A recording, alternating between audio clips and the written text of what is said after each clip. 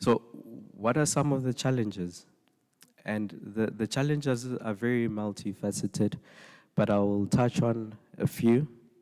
Access to finance from a DFI perspective is a challenge. We raise our financing from the capital market, so the DFI is not receiving financial support from the government. So it means that we need to be able to lend at affordable rates so that we can on-lend to our farming community at affordable rates as well. So over the long term, we found that the book then, the loan book itself, the composition becomes a bit lopsided because if you're borrowing at commercial terms, you will lend at commercial terms. Now that further increases the financing gap around your smallholder farmers. We also find that there are not enough players within the South African landscape that are providing alternative risk mitigating solutions or credit guarantees or proper insurance structures as well that can assist in some of the lending challenges that can serve as surrogate or alternative collateral. The issue of land hasn't been resolved as yet. It is something very political, very social. Some define it as an emotive issue. Issues of land redress, issues of land reform are yet to be finalized, and that makes it difficult as well because some of the smallholder farmers can't use their operations as collateral. So there are challenges within the space, but to go back to the topic, there is a case for investing in smallholder farmers.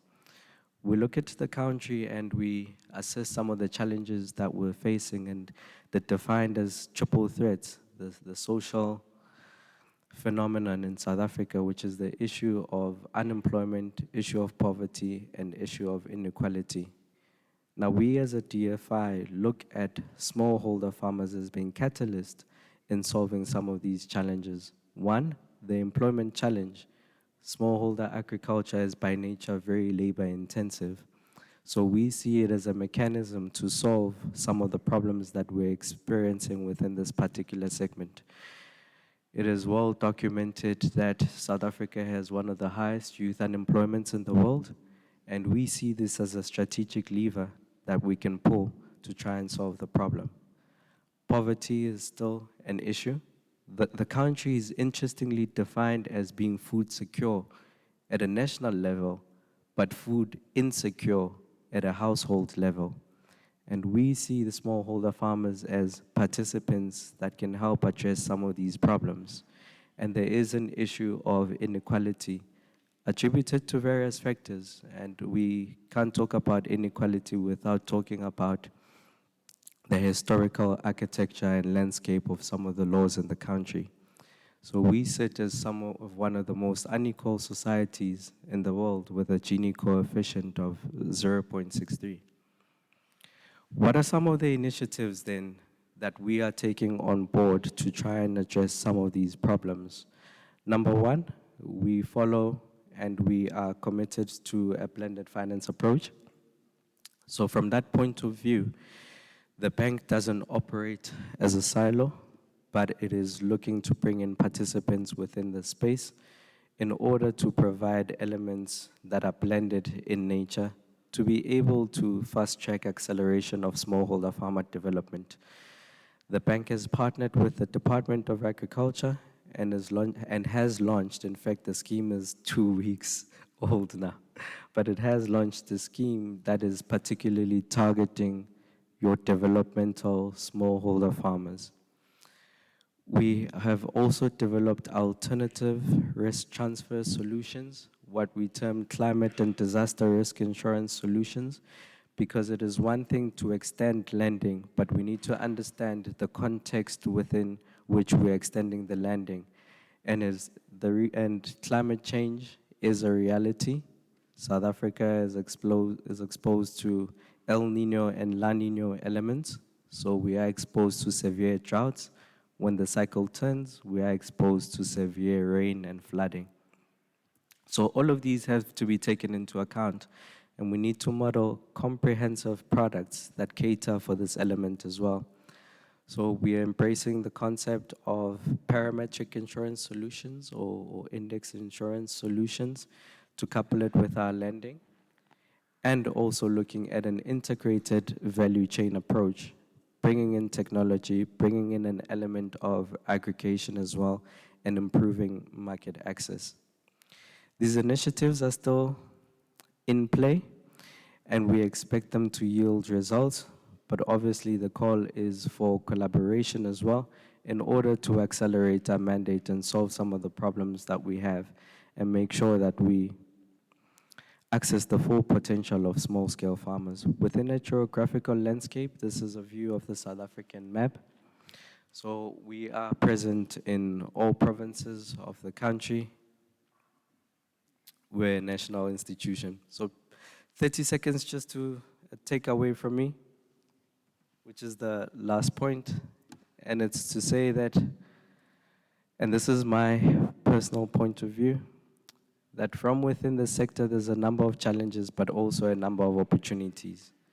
What is required is patient capital to develop a customer, because in this instance, you would have to walk the journey with a customer before they're finance ready. Thank you.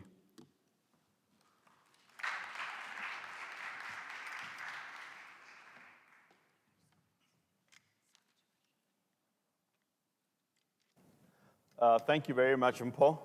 Really appreciate that. And your final point on this issue of patient capital.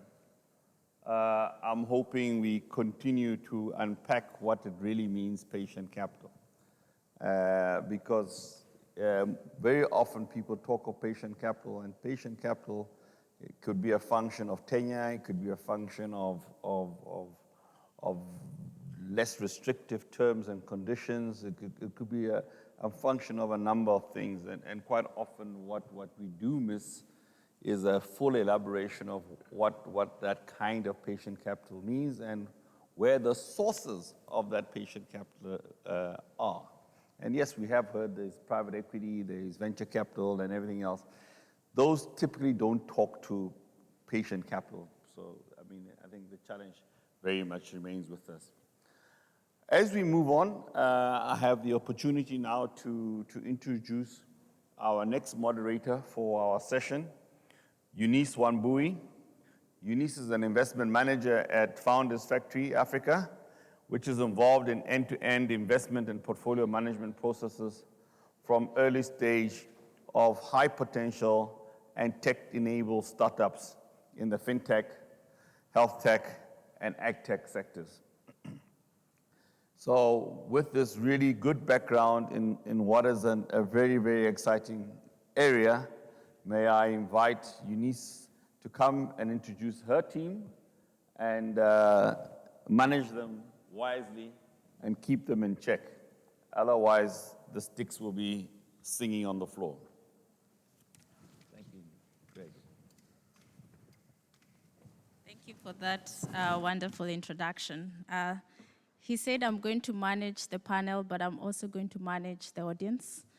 So we have the misfortune of having this after lunch, and normally people tend to be tired. So we're just going to do, I'm going to be those annoying people who tell you to stand up, but we're just going to do 1 minute of exercise. Very simple, just stand up, take 2 deep breaths, sit down, do it again, and then we get started. Shall we? Thank you. All right. Unless you have a problem with your muscles, then don't bother to do that. All right, so deep breath in, deep breath out, sit down. All right, let's do it one more time. You didn't sit down, we have to wait. Yeah, okay, then stand up again. Deep breath in, deep breath out, sit down. Thank you. All right, so we are discussing the exciting topic on what types of support are needed to facilitate access to investments and increase attractiveness to the agriculture sector. So I'll be discussing this with 4 panelists. So we've taken time to curate a good panel for you that's speaking on behalf of government, on behalf of the private sector, both commercial and impact-oriented. So I'll call to the stage first Dimitri, who's an Agri manager at EDFI Management Company. Thank you, Dimitri. And then Terry Wire, who's a Senior Vice President of Investment Programs at Haifa International. Thank you. And then Sumete, who's a Development Finance Manager at LNDC. Thank you. And then Chris Hart, who's the CEO of Impact Investment Africa.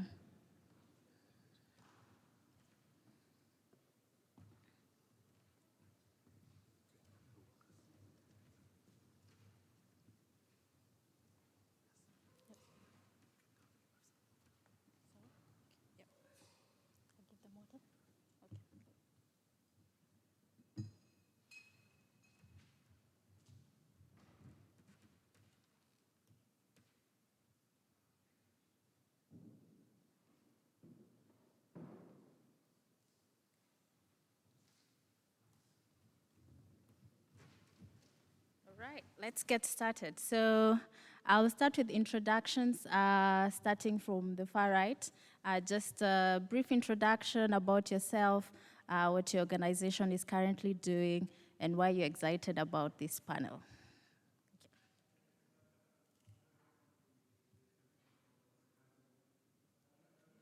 Push it. Okay, this is better.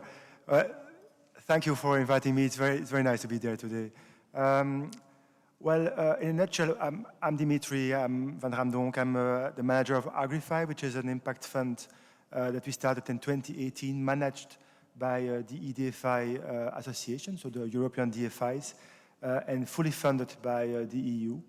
The objective of Agri is to support, to finance an inclusive agriculture, mostly in Africa, but also to catalyze more investments from other players which are a bit shy to invest in smallholder farming by de-risking those investments with our products. So basically, we try to reach more the farmer through three channels. We finance impact funds, which are usually social-oriented and supporting cooperative and smallholder organizations, which finds it difficult to find long-term finance to grow and to enter in more added value activities. We finance microfinance institutions, usually the smaller one, which are active in rural areas and pre-financing smaller farmers. And last but not least, we finance SMEs, which are sourcing their products from smaller farmers, and which are capable to increase the value addition for those smaller farmers. So this is really our mandate to finance projects all across the value chain to increase the revenues of those smaller farmers. Thank you. Terry? Good afternoon, everybody. My name is Terry Wire. I am the Senior Vice President for Heifer Impact Capital. I work for a large nonprofit. It's US-based. It's been around for about 80 years, started after World War II by literally taking cows across the water to starving Europeans after World War II. Has morphed over the last 25 to 30 years into more of a development organization doing the things that actually Dimitri just spoke about, working with cooperatives. And I should mention it's a global mandate, so we work in Africa, Asia, Latin America, and we do have some projects in the US as well. But we focus on smallholder farmers, on helping them to really obtain a living income. So our North Star, if you will, is helping farmers to get to a sustainable living income so they can put their families through school, so they can have a decent living overall. And how we do that is we go through, we set a benchmark when we arrive in the area that we're going to operate, and we then design programming around getting to a sustainable living income so that they can do the things that I've talked about, putting their family to school, eating, so on and so forth. We are funded by individual donors mostly. We raise about $150 million a year from U.S. individual donors on an annual basis. That funds all of our programming. I personally represent the impact investment side of this business, so what we do is as those co-ops start to grow and the farmers start to build their capacity, we organize them and help them essentially get to market. And then from the impact investment side, we come in and we'll invest across the value chain. So we'll look at processing, cold storage, transportation, what have you, so that we can get them up market and increase their living income by getting a better price through the market. Yeah, that's us in a nutshell. Thank you. Somete? Well, thank you. It's a pleasure really to be here. As it has been indicated, I am from the Lesotho National Development Corporation. We are a parastatal established in 1967, immediately after our independence. And the organization is established with a mandate to initiate, facilitate, and promote investments into Lesotho. And we have I think, a triple tier mandate where we focus on investment and trade promotion. On the one hand, we also do development financing and industrial infrastructure development. And in the past 4 years, we developed a new strategy based on the current National Strategic Development Plan, which now sort of channels our focus into two main sectors, being the agriculture and agro-processing sector and the manufacturing sector. Our objective here is to transform the agricultural landscape from the current subsistence farming methods into commercial farming methods and build large-scale facilities that are able to diversify our export basket. And we have been doing this through a number of programs, through the development finance initiatives, and I think later on we'll get a chance to explain deeper in terms of some of the instruments that we use to support and develop our local farmers to be able to export to international markets. Thank you. Thank you. Looking forward to dig into that. Chris?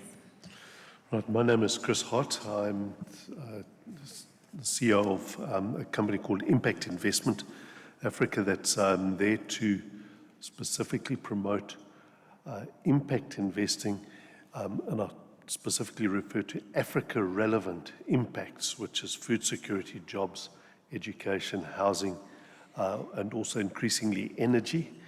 But also we promote business ownership. In other words, we try and provide capital that funds people into their businesses and not out of their businesses, because I think that's part of the development of the capital. We've specialized increasingly in helping businesses find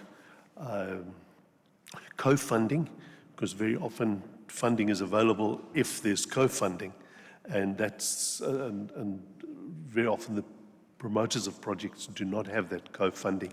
But we are also looking, part of our role is to provide what are called disaggregation services, in other words, to assist DFIs and investors who've got a certain minimum threshold to help disaggregate into smaller projects that wouldn't necessarily qualify on their own, but also then to aggregate those projects for reporting purposes back to the actual DFI. And that help to match the gap where you've got money looking for projects but can't find projects, and projects looking for money but can't find money. And the big gap is the size, and that's what we try and bridge as an impact investor. Thank you. All right, so we'll get into questions, and I'll start with you, Dimitri, which segues very well on this topic. So the work you're doing at Agri is obviously very important. Could you give us some background on why the EU decided to fund Agri and what you've been able to do so far? Yes, I think the EU has for a while now recognized that sustainable agriculture is a driving power to reduce poverty. In many countries in the developing world, more than 90% of the population relies on farming and agriculture. And sustainable finance, agriculture, provides jobs, revenues, food, but also raw material for the industry. So it really contributes to develop an ecosystem in all these countries. So in that context, I think it's quite obvious and logical that smaller farmers are at the center of their policy concern. Now, concretely, and from a private sector point of view, they developed different blending instruments, and Agri is one of them. They have developed 4 complementary blending facilities, which are addressing different segments, but always with the aim of supporting or benefiting to the smaller farmers at the end. So they have a specific instrument supporting macrofinance, and of course, because I'm there today, specifically Agri, which has the specificity of being managed by the DFIs. Because the idea here is to finance projects which are not yet eligible to DFIs because they are too small, not yet profitable enough, but which might in the future become clients of DFIs. So we are approving and following these projects in this ecosystem of the DFIs with EU funding, which gives us a lot of flexibility because we don't have any fund costs. Our operations are covered by the EU, so we can really offer products which are, I think, adapted to the needs of those companies. Great. Thank you for that. And then moving on to Heifer International, do you tell us how exactly are you investing in smallholder farmers? And other than capital, how are you providing support to them? Sure. I talked briefly during the introduction, but again, we work at the very bottom of the pyramid in trying to build really rural smallholder communities up through organizations, building co-ops, helping to manage that co-op to a level that they can then, again, bring in buyers. We also go to the market and bring buyers. I'll give an example here. It's a Guatemalan example where we were working with spice farmers in the community. And again, we provide the inputs, the trainings, all of those to the farmers through the programming, the grant making that we do. But they weren't able to get to market. So what we did was we did an equity investment into a processing unit there in Guatemala, which allowed the co-ops then to provide into this processing unit. We then went out and brought in international buyers, in this case McCormick, for spices. And so McCormick is the biggest offtake for this, and they now ship into Europe and the US out of this small community in Guatemala. So we've been able to help close to 40,000 farmers get to a sustainable living income through this methodology. And through that process, we also bring in financing, not only the equity piece that we brought, but we bring in working capital debt as well. And then we also partner with local financial institutions to provide capital to the farmers themselves, and then sometimes the co-ops to buy inputs and so on and so forth. So we try to work across the entire value chain to get that product from the farm gate all the way through to the international market in this case. So that's kind of how we operate, and that's an example. We've got plenty of examples like that in Africa as well, where we're working with dairy farms and dairy communities. In some cases in Uganda and Kenya, for example, we're bringing solar panels to the dairy co-ops where they don't have electricity. So now they're able to chill their milk and, again, get that further into the market, which, again, lifts the farmer in those small communities through a better income. All right. And so, Meta, you're looking at the national level, right? what do you, in your opinion, see as the main things that make the agriculture sector as a whole more competitive? Well, thank you very much for that important question.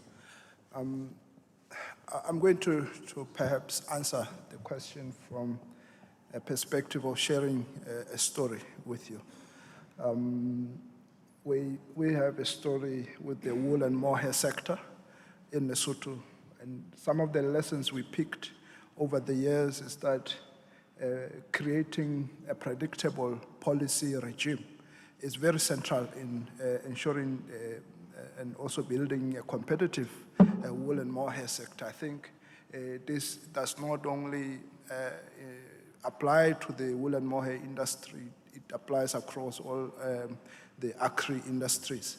So a policy framework that sort of creates a predictable environment that is stable is very key for attracting and also crowding in private capital.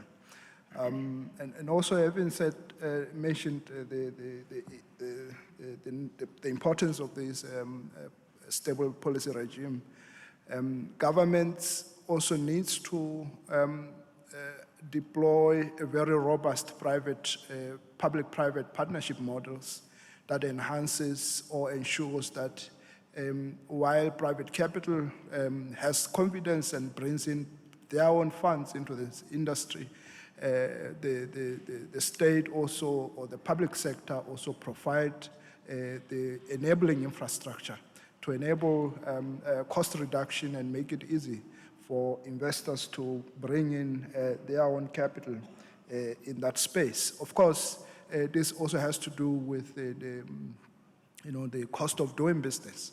If the cost of doing business, access to electricity, utility services are prohibitive, obviously, that will sort of, at the end of the day, affect the total cost of delivering a product, either in the local market or in the international market.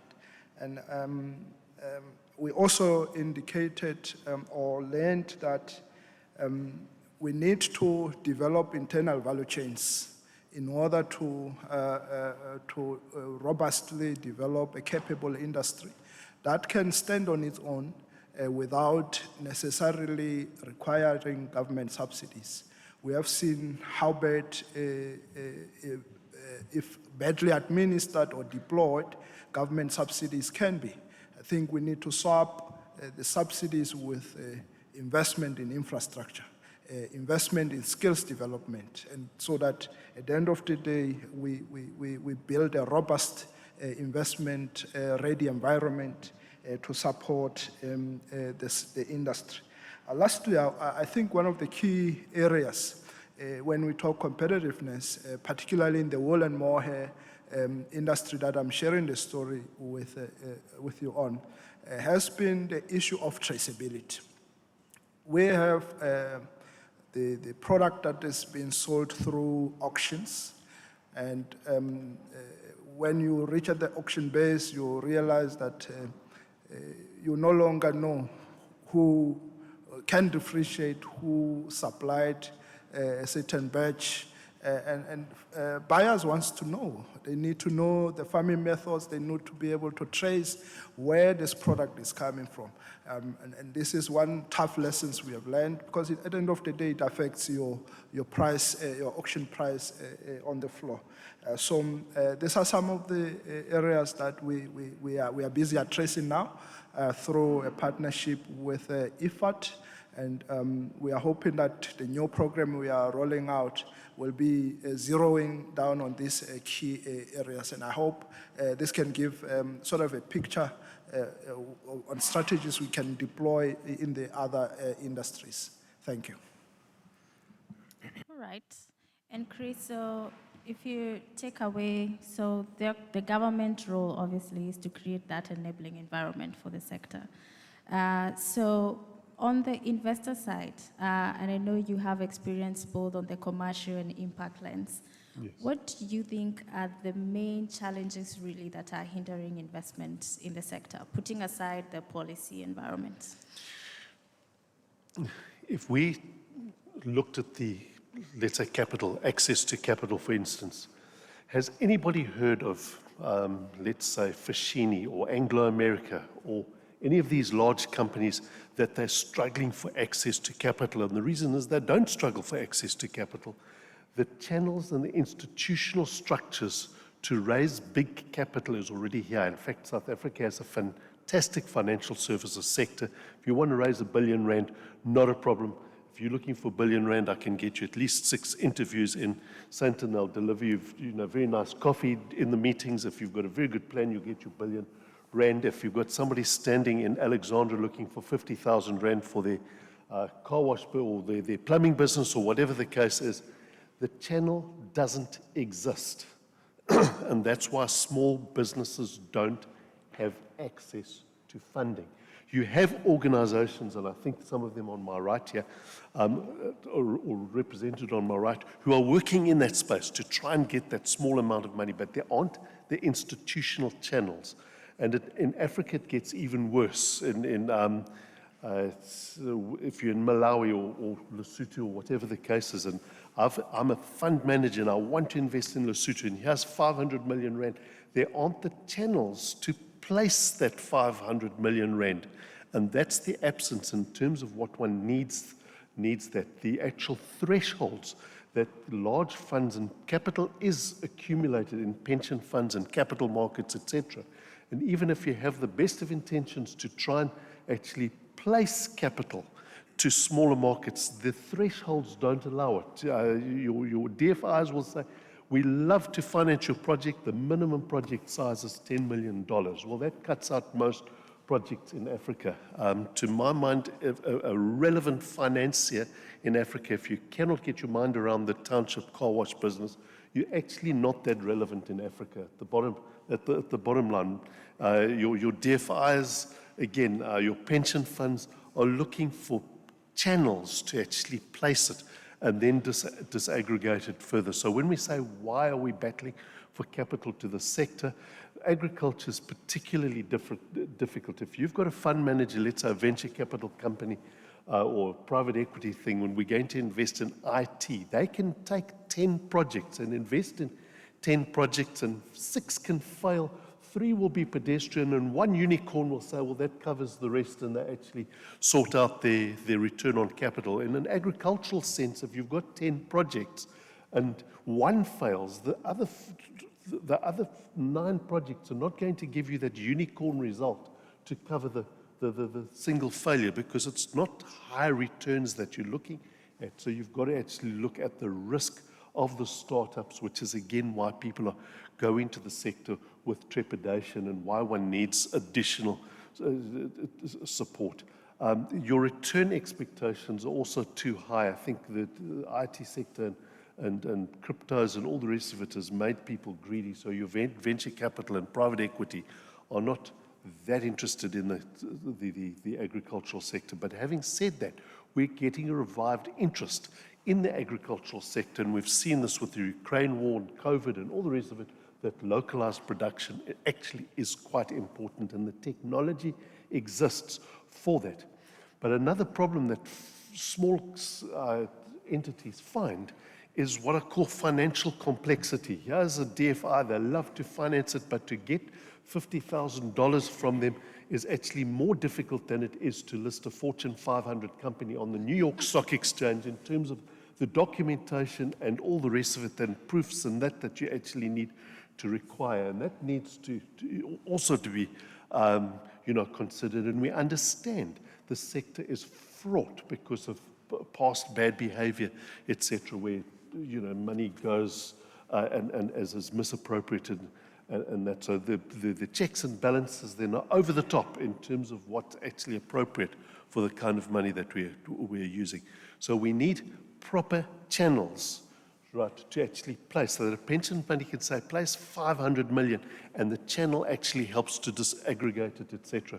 as the first thing, and that there's actually proper risk-return parameters for for the sector. But the main thing is, without channels, we will continue to complain that SMEs and small enterprises cannot get access to capital. Very, very interesting points. And I'm just going to press you on the channels, because who then is in a position to solve this channel problem? Is it? All right.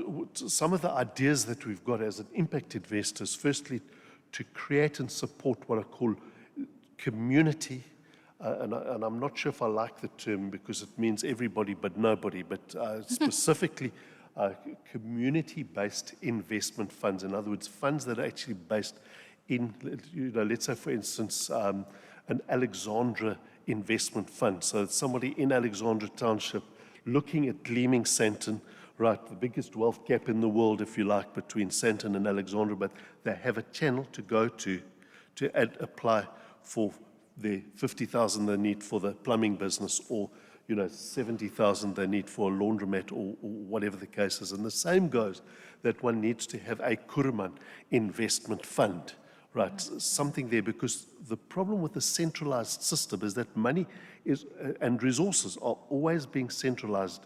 Small communities are exporting their brightest. In other words, if they want to go to university, it's in the urban areas. If they want to actually bank their money, right, it goes back to the center. If they actually buy goods from the shop, well, the truck comes in from outside, stocks the shop there, they buy it, and the money goes back to the center. So small communities are constantly exporting capital, and you need localized financial services. The US does have this right in the sense that you've got the local bank that will invest in the local community, in the local economy. A pension fund, for instance, you put your money in the pension fund, it goes to Joburg, it then goes to New York, it goes to London, etc. Those pension managers are not thinking, we actually have some of this money is coming from Rustenburg, we need to actually invest some of our money back into Rustenburg. They're not, it's not even on the radar screen. And that's what needs to happen, is to have funds that can actually have the local decision making for the local macroeconomic benefit. All right. I'd summarize that as the big ticket, small ticket problem. You have a lot of money, but the market is too fragmented. Okay, great. And then moving on, Dimitri, so you have experience on the blended finance. What role do you see as blended finance actually solving some of these challenges in providing capital to smallholder farmers? Well, blending is certainly one of the solutions to cope with that problem. I mean, to be able to provide smaller tickets between 500 and 2 million euros, because it can absorb the transaction costs, and that makes a big difference. Maybe some context here. I mean, as a DFI organization, we ask our clients to meet a lot of standards, and our due diligence process is difficult. I think we have to tell our clients that very honestly. It's a long path, because we also want our clients to become benchmark players and to be exemplary projects for the business community in the country where they work. So all this process involves an in-depth due diligence, including environmental and social due diligence. Sometimes even we have to ask a consultant to help us technically. So all this wouldn't be possible if we had to factor it to the clients, or if we had to finance it ourselves. It wouldn't be profitable at all. So having the EU backing us and supporting those costs is really makes that possible. And I think that blending is useful for that reason. That is the first reason, I think, for which blending is very useful. The second good reason is I think the flexibility it offers, since the EU sees this as donor money. We can offer very long tenors and be very creative in the rate we charge. Of course, we have to avoid to be disruptive and crowding out commercial vendors. It's just the opposite of what we try to do. So we have to be very cautious. But having said that, I think that with blending, we can be more creative, providing low rates at the beginning, increasing the remuneration when the company is doing well, so we can really act as a partner with our clients. And the last aspect, I think, is risk absorption. Since it is out of balance money, we have much more flexibility in terms of risk allocation. That doesn't mean that we don't attach great importance to the sustainability of the projects we finance, but we have the luxury of not being obliged to require all, for each project, guarantees, for instance. So it's not systematically the case for Agri. We can provide junior loans, subordinated loans, quasi-equity solution, and for very long tenures, sometimes even up to 12 years, which is really long, I think, in agriculture, and especially in small-scale agriculture. All right, great. So I'm conscious of time at this point, and I do want to leave a room for at least 2 questions from the audience. So I'm going to ask a question to both you, Terry and Semete. So we've talked about policy, environment, channels, instruments, but all this, the end user is really the smallholder farmer. What is within the smallholder farmer's docket? What can they do to increase their chances of getting funding? I'll take a quick stab. So again, I think it comes down to, and you can speak to blended finance a bit here, technical support. You need to provide technical support to the smallholder communities, not only from, the basics of how to apply inputs and so on, but financial literacy is also very important in them trying to get finance. But, going back to the point about channels, I think, there aren't that many channels out there. In the U.S., we have what's called community development banks, and they're located in the communities, and they're funded through foundations and other commercial type of money. So I think that also is something we should think about. So how to get the money there, but also educating the people in terms of financial literacy and things of that nature.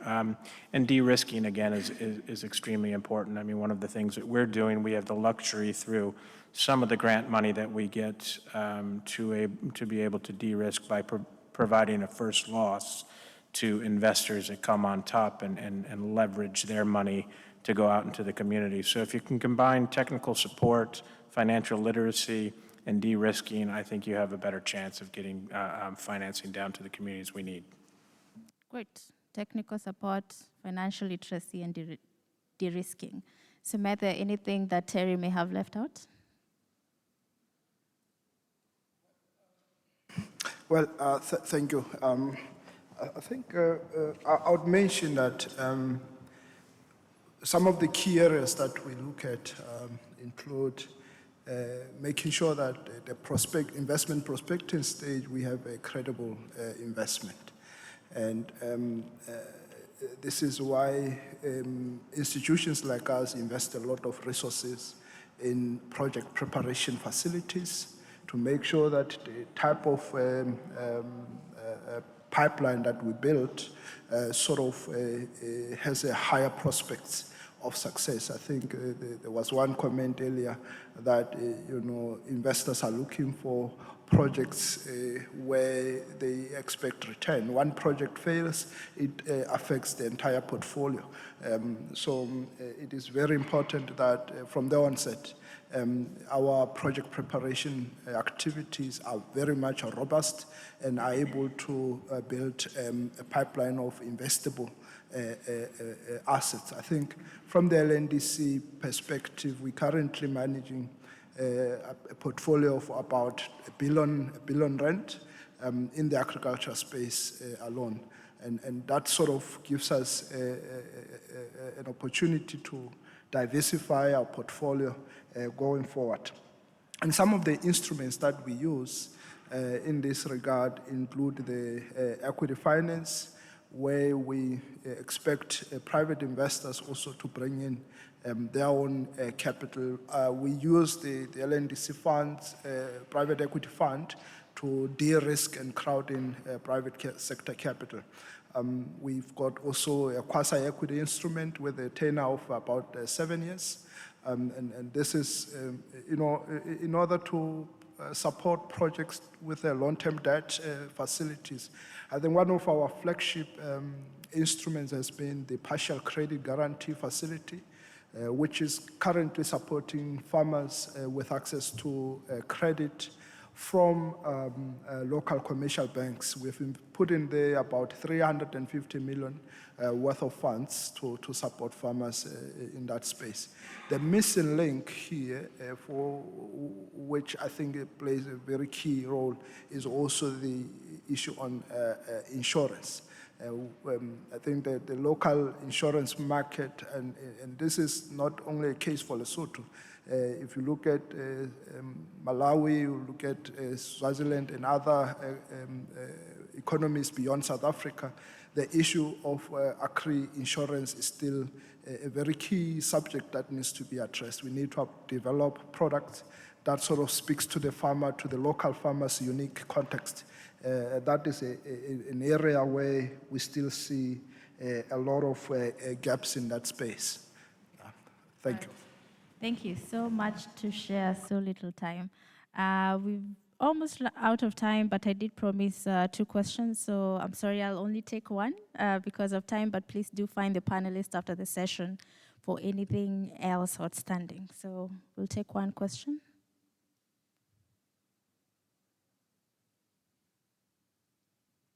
All right, no questions. Guess the panel was comprehensive. Thank you very much, gentlemen. Thank you.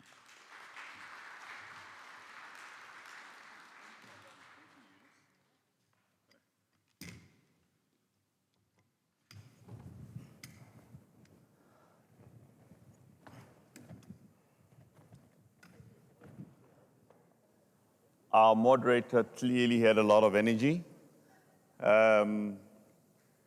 And I'm a bit worried that you didn't respond to her energy. I mean, she got you up and you all took a deep breath and shook your legs. And then when she gives you this wonderful opportunity to ask a question, nobody had the courage to go ahead and ask that question. But anyway, let us move on, though. I must say there's some very interesting things that came out of there. And I will tease this issue again of this thing where I kind of like this whole issue of, do we really have the institutional channels to reach out and get our monies to smallholder farmers or communities? In that same vein, and maybe to the team that is coming up, which is really looking at financing deals in that threshold of $3 million to $15 million bracket. You know, in tennis, they call hitting a ball on the middle of the racket, hitting it on the sweet spot. Is there this magical sweet spot in financing smallholder farmers? And really, can we then get what we see as a lot of money? But as we are saying, this money is not reaching the people. So how do we make the money reach the people? What's that sweet spot? How do we get to that sweet spot? And leading us through this fabulously interesting topic, we're going to have David Burton, who's Sector Director of Agriculture at the United Kingdom Department of International Trade, come and basically take us through the issues. I think it is Dave, a very critical issue. And clearly, I mean, I know I did quite a bit of work for DFID some many years with making markets matter. I'm not sure. I'm still waiting. But certainly a very, very critical area, and you have a lot of experience in that development space, so please come and guide us through the session. Thank you very much. Let's give him a big hand.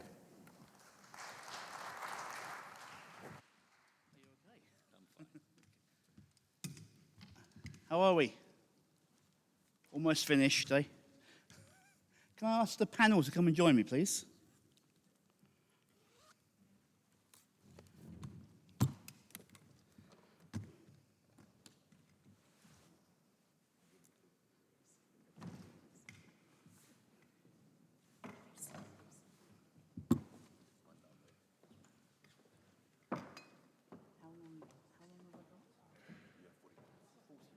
So till 4 o'clock, yeah? Okay, perfect. Okay, can you hear me? Is it on? Yes. Can I, first of all, please, I'd like to ask the panel members, starting with Susan, to please introduce themselves and just a little 30-second introduction about the organisations they're representing. My name is Susan Payne. I am the CEO of a permanent capital vehicle called Holistic Agricultural Investments Group, or also referred to as HAG. And we invest in and frequently operate our projects that are largely agriculturally based. And they are currently in Zambia and Mozambique. Hi, my name is Mark Taylor.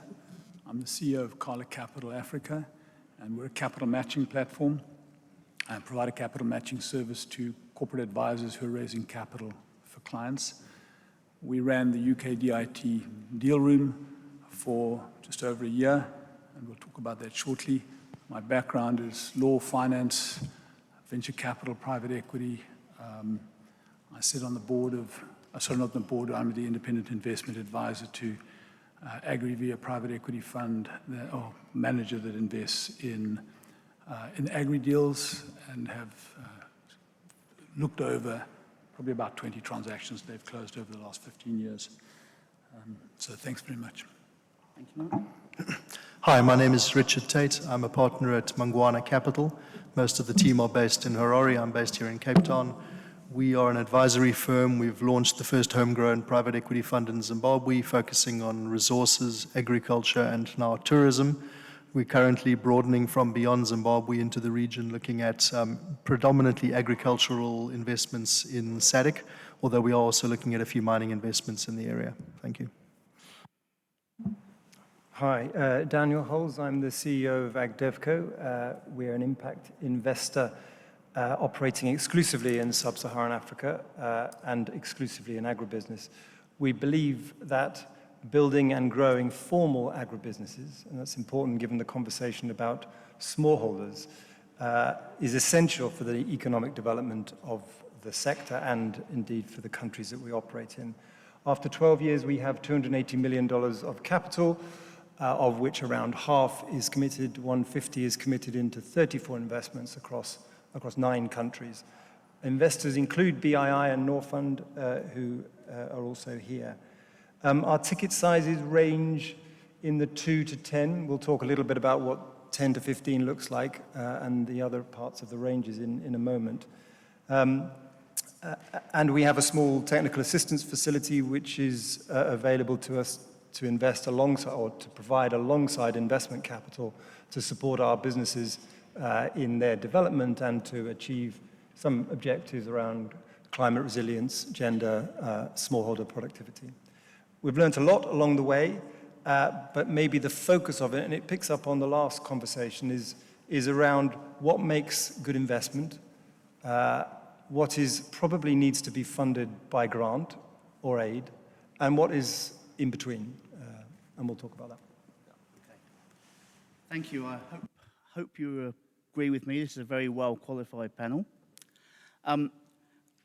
Just a bit of background for myself before we start with the questions. Mark mentioned a capital matching platform. UK Department of International Trade, we funded Kala Capital to run a capital matching platform for us. We were trying to do our bit to mobilize capital.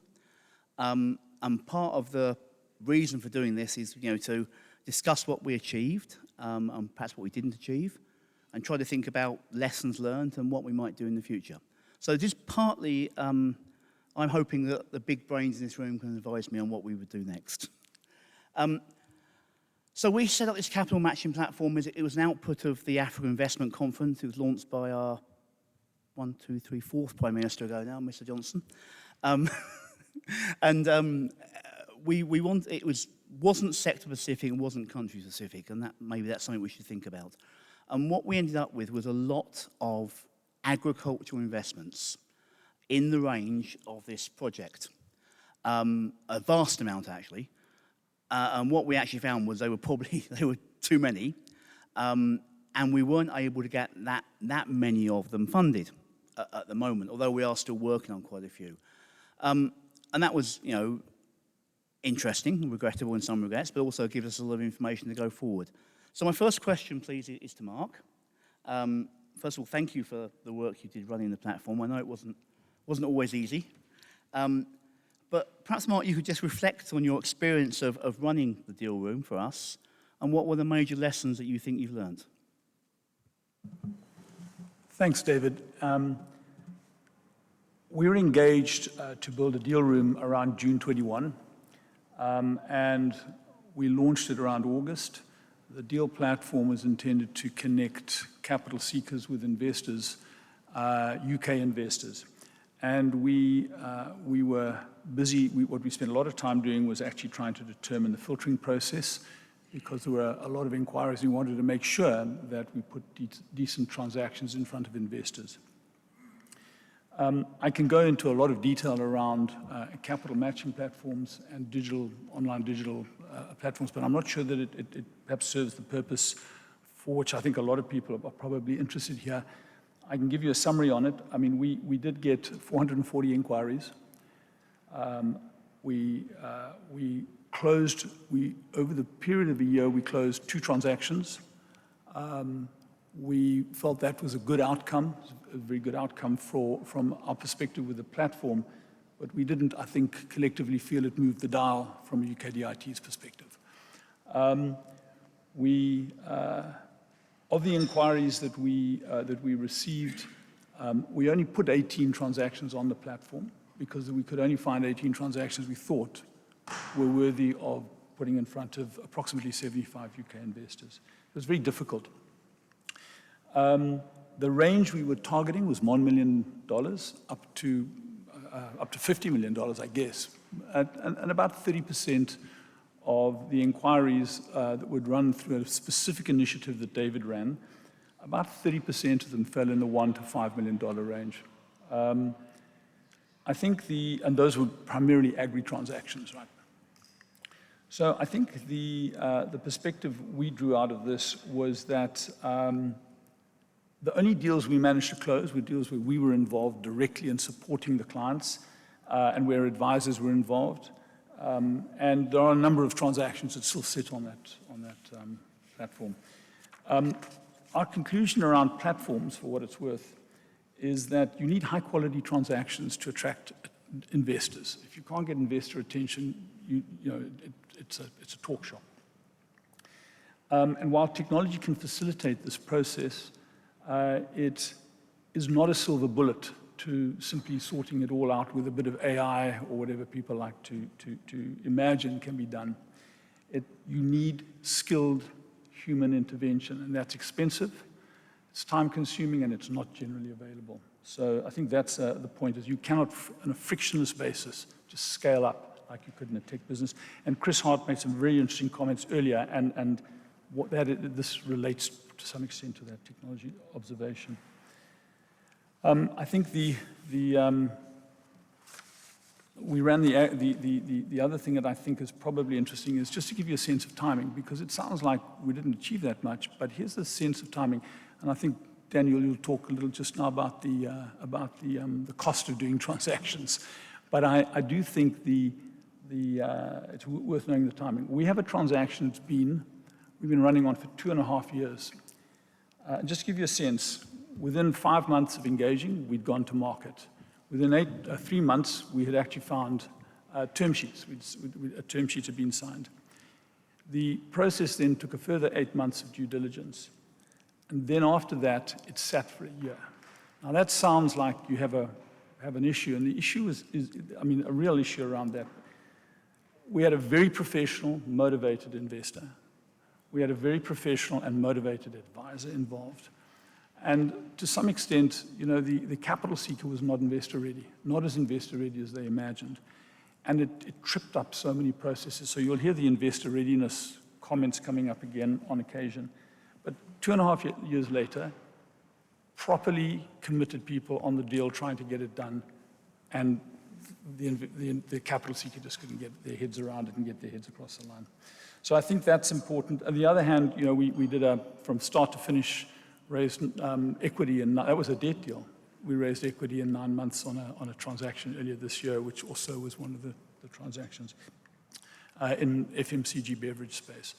So the point is that that these deals take a lot of time, and you know, the idea that you sit in a smoke-filled room with paneled walls and deals are done over a cigar, it doesn't happen like that.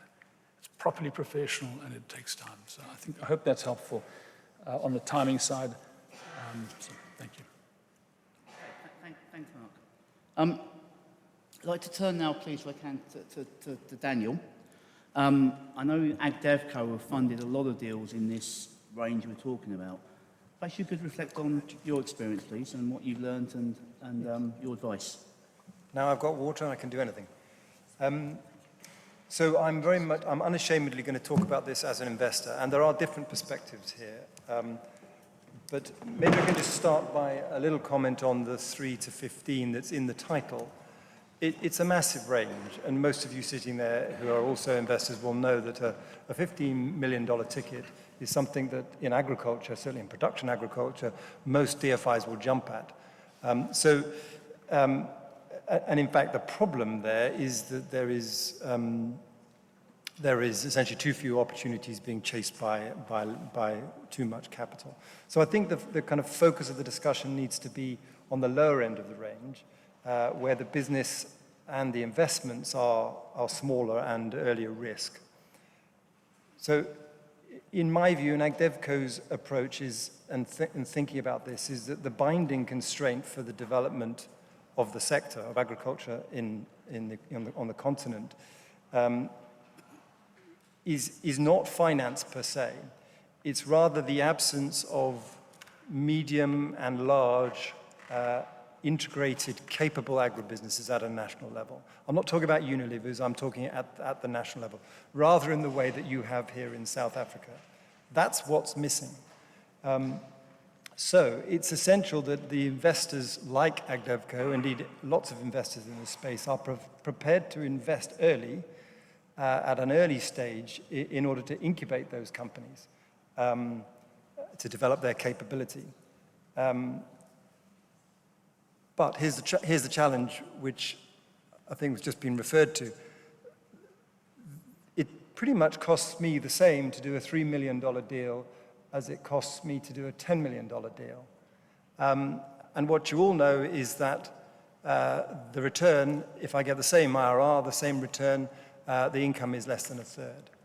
And in fact, it's actually worse than that, because the challenge of dealing, and this is your example there, if it's a first-time recipient of capital, that dealing with the transaction process is often painful. But then these early-stage businesses inevitably need more support and hand-holding from the investor to get to success. And so it's actually more costly to do a $3 million investment than a $10 million investment. And that's the fundamental economies of scale of what we're all dealing with. It's the kind of elephant in the room. And the bottom line is then that those investing in that space, let's say in the 2 to 5, is that the returns that they make on the successful transactions or the successful $3 million investments are not sufficient to cover the costs, but also the inevitable portfolio losses and to remunerate capital. So I'll wind up quickly. The two observations in AgDevCo's experience are, firstly, that we can't afford to have a portfolio that is full of $2 to $3 million investments. We have to have a mixed portfolio. We have to have the $10 million to allow us to do the 2 to 3, or maybe even lower in the future. Give you a broad sense, we think that we need to have around 2/3 of our portfolio in those bigger investments, and 1/3 then is capable of being invested at the smaller level. And then the second takeaway, perhaps, is that, and it goes back to the observation about the competencies that you have here in South Africa in terms of agribusinesses. So one route is for Africa or countries outside of in sub-Saharan Africa, outside of South Africa, to grow their own major agribusinesses. And we've got to do that.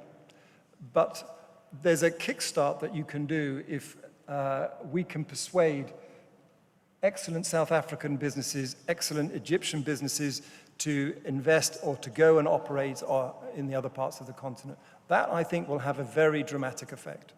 So those are my two takeaways. Thank you. So just to come back to, so you're saying the only way you can fund the small ticket size, the 1 to 3 million, is by almost subsidising it from your larger loans? I can come on to why we can do that later or now. Now, go on, please, yes. Well, why can we do it? Well, the primary reason is that we have been very fortunate to have 180 million of your money. Not mine personally, but yeah. Of UK taxpayers' money, which is an equity endowment. It doesn't require a return. It requires us to deliver impact through our investments. And that means that we can do a mixed portfolio that is better than none. I mean, if it was 100% quasi-commercial capital, then we would be doing only $7 to $10 million deals. But the fact that we have that enables us to do that. The future for us, though, is to go back to our roots. Once we are profitable, which, touch wood somewhere, is there wood anywhere, will be next year, we can then begin to pivot back and allow ourselves to deploy some capital, even into the sub-$3 million space.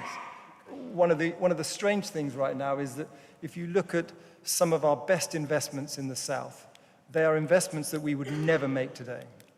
There's one $2 million investment that is very successful in Malawi, and there's one we started at $200,000 in Mozambique, which is also a successful investment. We've got to get back to the point where we can do those, but we can only do that once we're profitable. Thank you. Turn to Susan, please. Similar question, really. Your experience of raising capital in this space and your lessons learned, some recommendations, please. This panel is very difficult to listen to, actually, for me, because I understand fully the limitations that Daniel's referred to. I completely understand the cost effectiveness of debt or equity or allocations, certainly between the 3 and 15, but let's say for reality's sake, let's say $3 to $10 million. But the actual greater reality here is that we all know the statistics. We all understand that this continent imports $80 billion of food a year, and that SMEs account for 85% of food production in Africa. And if we don't move the dial faster and more efficiently than we are now, and put our heads together, and I'll get to how we can do that, then we are going to find that this agricultural sector is going to be devoid of the youth that require employment and that have the hard, fast ideas and that are cutting edge, because they will all move to the 12 megacities and more that surround this continent and are growing every single year, because there is not enough money to be made in agriculture. And what that creates is a vacuum. And that vacuum means that you will have the monopolies or the big players. You will have a deficiency at the bottom end, because there's no waterfall effect that feeds through from the SMEs into the smallholders. And that vacuum will be filled by groups that may not be entirely satisfactory to many on the continent. And I don't mean the Chinese. I think that there has been a very high approval rating, actually, for Chinese involvement and investment of $60 billion on the continent. So we can't, in fact, make any noise about how the continent is being taken over or certainly expanded into by the Chinese generally by Chinese companies because they're filling a void that is not currently being filled elsewhere. So looking at this very realistically in the stark reality of day and understanding that many, many companies need money, and I would suggest that probably maybe a third of the room, a quarter of the room probably requires funding for a business on the ground here. Certainly I've met tens of people here in the last 2 days that have approached me because they require funding, and the funding isn't that big. So we have really got to take it upon ourselves now to get a grip on this and to start being accountable and to start being more ferocious about how we secure this funding. So where that leaves me is here. One idea, this is just throwing it out there, and I could sit around a table countless times with DFIs and with the UK government, and I'd be delighted to do that actually because they should be co-opting people like me on the ground operating. I don't sit in an ivory tower. I like being on our farms, and I like actually being in the dirt. So the fact is that I understand the operational issues that farmers face in production, which is critical to grow food for the continent. And if we look at what we have to do, let's take this back a step and say, okay, so how do we get this money? How do we get this money when it is very expensive for some groups to allocate to us? How do we make this more efficient? When we know that the banking sector is really very expensive. The money that you get through banks here is 12 to 21%, and it's not just in South Africa, obviously, but it's expensive money. That cost of money is too high for most businesses. So one idea would be to collaborate with DFIs, and this would be a very collaborative effort, and to say, instead of allocating to 6 funds, can you put $300 million into a pool that is accessible at a subsidized rate so that you can work through certain organizations, one per country, and that country will benefit because there is agricultural accessible loan funding at 5%. Farming subsidies are not completely irregular, but there are none. So what happens is that we end up having this continual discussion about where we can find, where we, speaking on behalf of, when I say SMEs, I'm assuming that most groups that want to secure this funding between $3 and $10 million are SMEs. There could be others, but that category is absolutely vital to develop the agricultural network from production, from turf to table, effectively. And we can't keep running in circles and being unaccountable for ignoring it because there are very big boys sitting on very high volumes of money. And we've learned for the last 2 days that there is a very substantial amount of money that could come into farming. And it's not coming in to this sector. And this is the critical sector.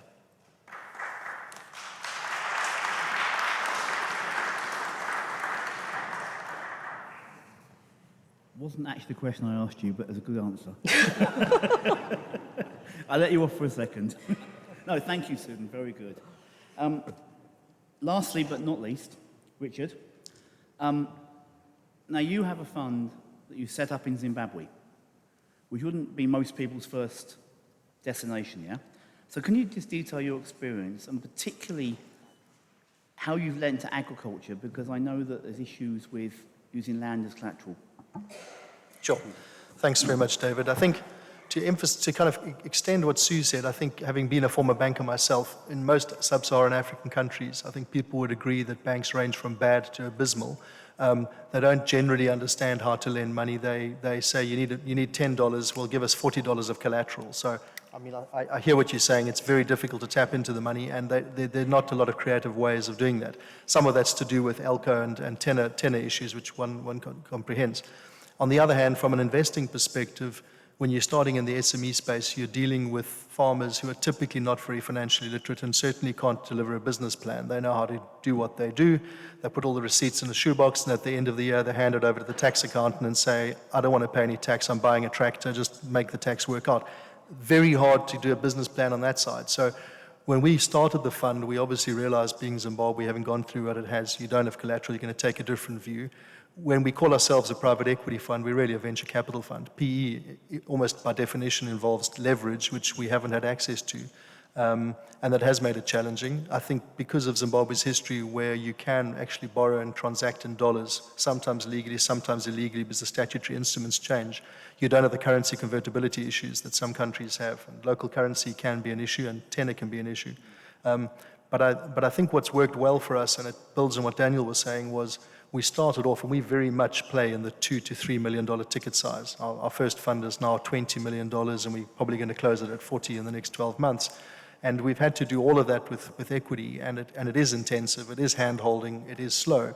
But what we've realized now is the only way to take that forward is to build scalable nuclear businesses that you can bolt onto. So we started off with our first Pecan project in Bulawayo, for instance. That's now grown from 100 hectares to 400 hectares. And anything we do, anything to do with pecans, lucerne or cattle, which is their expertise, we try to bring them in and bolt that on. So it's become a lot easier now. So after 3 years of running the fund, we can go to a bank and say, we'll put collateral over our existing operation to open up the project in Kezi.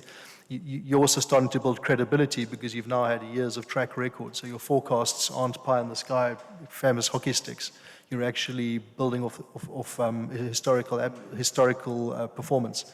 So there's not an easy answer, but yes, we have managed to raise the leverage. It's easier to raise money for something, often the downstream agro-processing. So primary agriculture, difficult, but to get money for our packing shed after you've planted the orchards out of equity makes it easier. And I think, very much Daniel's obviously a lot further in that journey than we are in terms of how you navigate, but I think it is possible.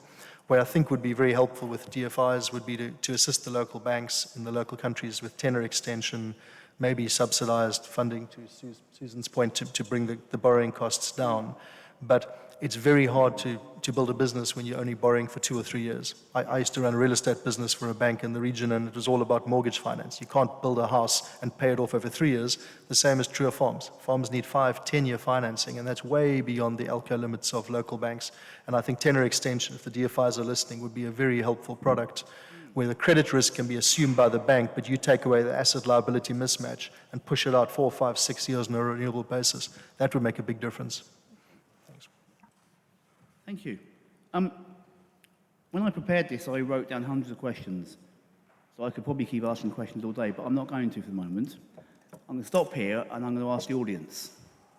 And if the audience have got no questions, I'm going to keep asking mine. So, anyone got any burning questions they'd like to ask at this point in time?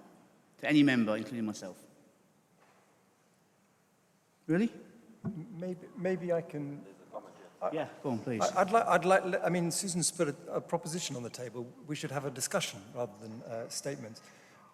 I think what I was going to say, also when you were going to ask me what should donors do, I mean, I don't think, to be honest, you should be doing too many more deal rooms, because I don't think they work, but you kind of intimated that.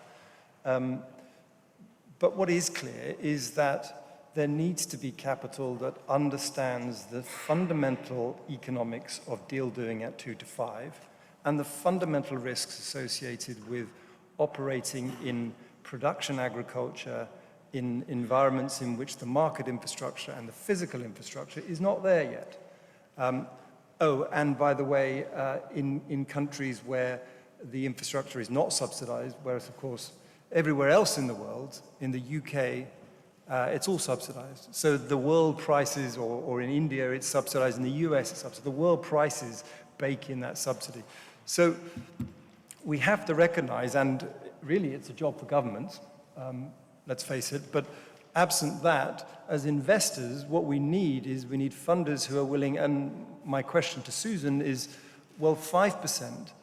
5% in my mind is too expensive. And I'm going to be very honest here. In our first 5 years of capital, in about 30 investments of average size of $1 million, our results were between 40 cents and 60 cents in the dollar back, right? So we lost money on average across those businesses. That's the scale of what we need. We need some kind of, and it's blended finance or whatever, but it's an acceptance of the fact that investing in this space requires people to look at relative success, not absolute, or define that as relative success rather than absolute failure. The other thing I would say, again, for donors is the TA piece is essential. There's a tendency to ask for TA to be separate from an investment vehicle.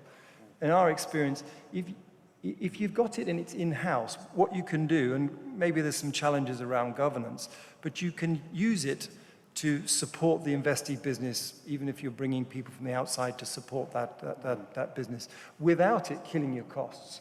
And that also then de-risks and brings forward the success of that business. So those are real places where donors, I think, can play. I don't think DFIs can do that. That's not their mandate. I think it has to be softer capital or capital that can blend together with a DFI capital. I'd be interested to know Susan's response. I'm agreeing with you, by the way, more or less. I think that would fall within the remit of DFIs. I think it's a great idea, but I do think that is a responsibility of DFIs if their mission is to provide development funding. But I think another way to de-risk is to standardize as much as possible the entire process. And that means making standard documents more widespread, making sure that there is a step-by-step process that is embraced by the groups that are seeking the funding and that have reviewed the documentation carefully. They know exactly what's demanded of them before they even start the process, that it isn't slowed down. Because what you also hear regularly, and it's true, absolutely true, is it's a very time-consuming process to secure funding. And farmers don't have a lot of time. They can't actually regularly wait for 9 months to a year to get funding. So you either have to start extremely early or you have to be rapid. And to accelerate this, the only way I can think of doing that, apart from having a structured, systematic approach working with DFIs, is also to standardize as much as possible the entire process. Yeah, that does make sense. Just like to add to that, I mean, you can use technology to standardize a lot of the stuff, and I think that's a great idea. I do think there's space for subsidized funding, for blended finance. I was intrigued by Chris Hart's comment earlier about the institutional channels to support smaller end investing in sort of 1 to 5 million. If you talk $50,000 in fairness, or 50,000 rands, I think the real issue is that you have a wicked problem. I mean, you can provide.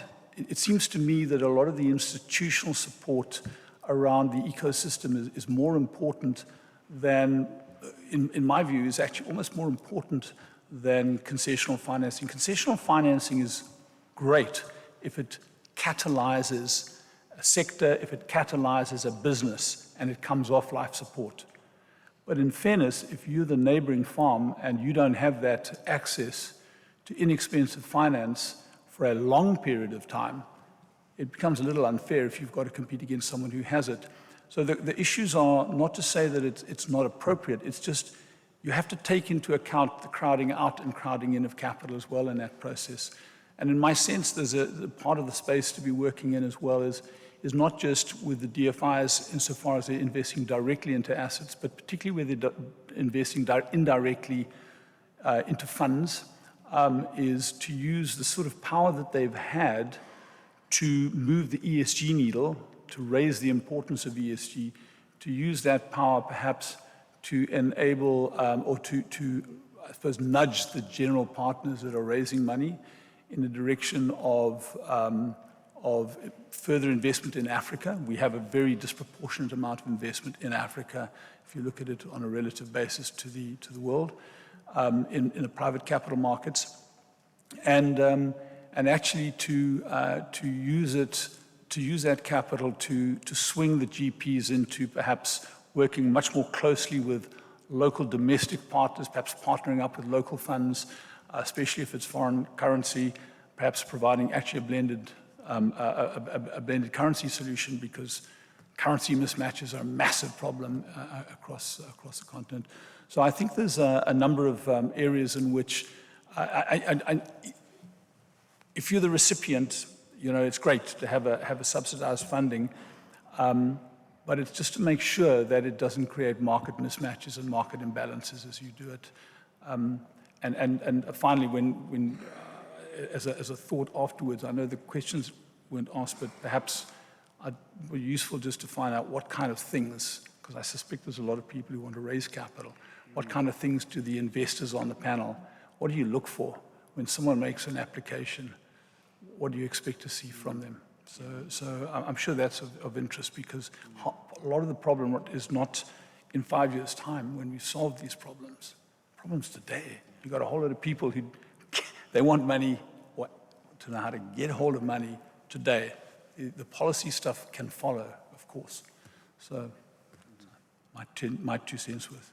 Thank you. Got time for a couple of questions from the audience? Anybody? Okay, it's obviously been obviously all your questions are answered, eh? Okay, I'm going to then go quickly to the panel and ask them Mark's question. If you want funding, the people want funding today, who should they go to and what do they need to provide? Anybody? Depends on the gender, male or female. Female.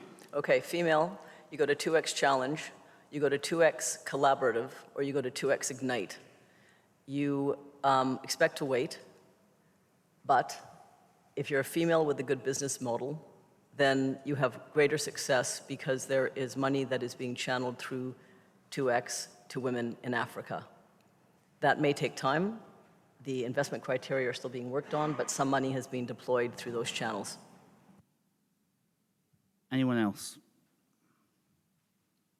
Well, I guess wearing the investor hat, people coming to us, I think what Mark, we've all been talking about is the challenge of either banking or investing, I think, in products that are premature, too small, subscale, too early. And I think one of the learnings we've made is it's much easier to go to brownfield operations and growth capital than it is to startups. So where we break that rule with a new project would be either where you've got an experienced management team replicating what they've already done, or it's an expansion into a different product on an established farm. Mm-hmm. Zimbabwe has the advantage that because of land reform, you've got a lot of farms that have been lying dormant, but they already have infrastructure. They've got pipes, they've got dams and things that are restarting. When you're going into northern Mozambique and places like that, like where Susan is, that's much more pioneering and difficult because you've got to do everything from scratch. And I think this issue, somebody raised the issue of access to market, don't underestimate that. No matter how good you are, if you're in a very landlocked central country with no value, a cold chain, your product's going to perish. You just don't have the ability to get those high-value export crops out. So there's a huge natural bias, unfortunately, towards those countries with infrastructure and logistics. And again, where can DFIs play? They can play on the logistics chain. If you have a cold storage approach, you can get products from, I don't know, Zambia, which you can do from Zimbabwe easily, but maybe not from Zambia, and certainly not from the DRC. So that's a challenge. So we look for people with some track record and a viable plan and expansion. I think is a lot easier than something greenfields. Otherwise, unfortunately, like Daniel said, you're going to lose 40% of your money, which we commercially can't do. Otherwise, we don't exist. I think Richard's done a very good job. A track record, a viable plan. I'm afraid for us, not arable. We lost a lot of money in arable. It's really difficult to do that low-margin political crop outside of South Africa. So we look at high-value crops, trees, nuts, fruit in production, or integrated, and that's difficult for first-time entrepreneur, of course, integrated value chains like poultry. Okay, well, I'd like David, can I say one last thing? Sorry. Yeah, please, go on. Because that was, in terms of finding money, the other places to look are impact funds, exactly the funds that were on the panel before us. So impact funds. And also gender lens funds. So if you're a female, definitely look for gender lens funds. We're launching one actually called Glide in the first quarter of next year with funding hopefully coming through from TFI so that we can fund women, inshallah. Yeah, so anyway, but gender lens fund and impact funds for sure. I've been told that we've got no more time, so I'd like to thank the panel. Yes, please, very quickly. Is there a microphone?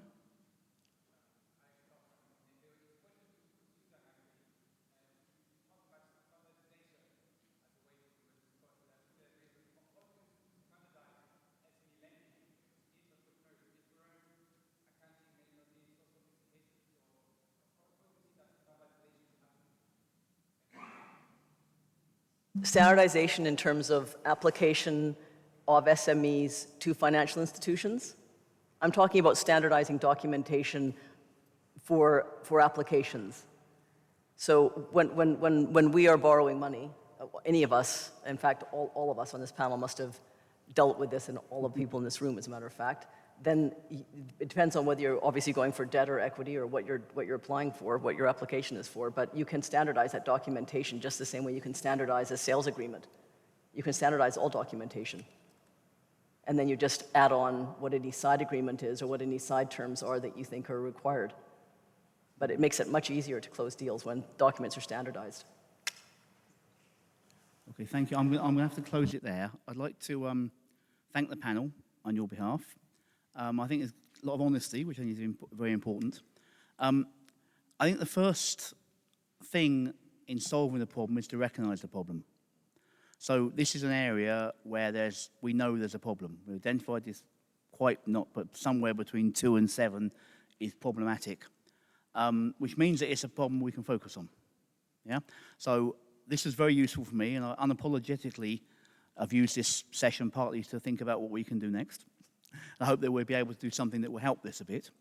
I'd like to thank everyone who listened. I know it's been long 2 days, and beer's going to be ready soon. So thanks very much indeed. Thank you. Thank you. Well, you're not going very far. Right. No. I hope you all heard that comment that the beers are not too far. It might then begin to stimulate quite a number of us here who are getting a little tired. But I mean, honestly, let's give them a big hand. That's a very, very powerful and interesting session.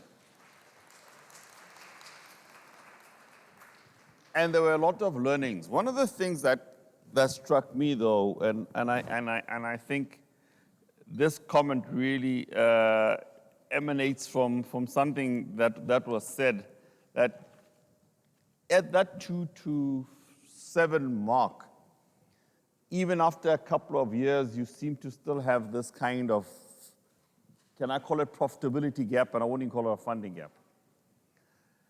And one of the things that I didn't quite hear, but it came out sort of on the side, was the reality is that the DFIs and government, when they don't come to the party, really in the form of subsidizing either the infrastructure or the systems to actually bring down the overall cost structure of the funding is important. Because what you see, and I think that's why they kept making this reference, that in South Africa you have this infrastructure, you have some of the systems, you have some of the logistics. But trying to do the same project, for example, in Mozambique, where that infrastructure and those systems don't exist, it's just about a near impossibility. So I mean, one of the discussions that maybe the DFIs should have had is, should they be more concentrated in overall investing in reducing the cost of doing business in infrastructure development plans that are targeting these smallholders in a very specific way. In South Africa, for example, we've just released the Agriculture and Agro-Processing Master Plan. And one of the things that some of us made comment about was the absence in that plan of the infrastructural needs and infrastructure development investment that must go with the master plan. So I think that is a big area that maybe next year we need to focus on.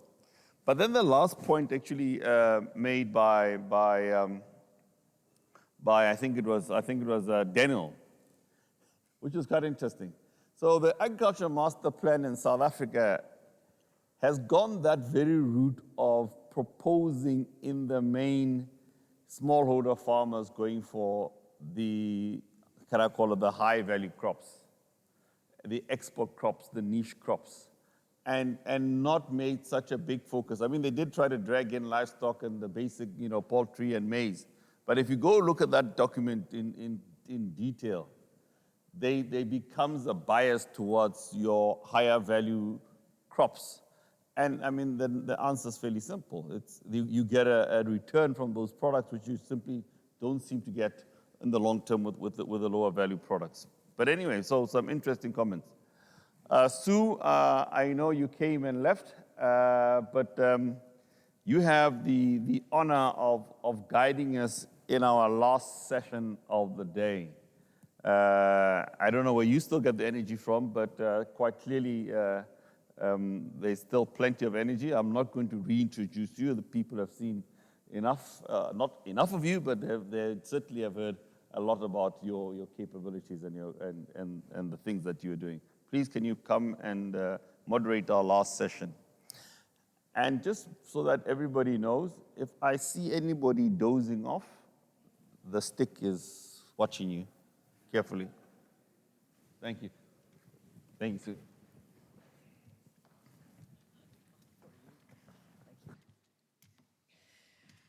Good afternoon. Thank you very much for the introduction, and we will get to the panel straight away. Actually, give me 1 second. Before I do get to the panel, I'm just going to say a couple of things because it's important to put this in context. Some of you may have heard me say this yesterday, but I was brought up in Italy, and my father worked for the United Nations for FAO. And I spent a lot of time learning about food security when I was young. And it goes to show you, actually, that you plant a seed, you plant an acorn, and an oak tree grows. It is very interesting to see what influence that we have on our young and how that actually comes back at a later age, because food security is an absolute focus of mine, and reaching these two areas we're going to discuss now, smallholders and also the startup arena, which is close to my heart, are really important components of growing an agricultural sector. So could our panelists please come up? Dr. Mogole, David Neft, Dr. Litha, Angel, Grace Maberia, and Steffi Mendelsohn.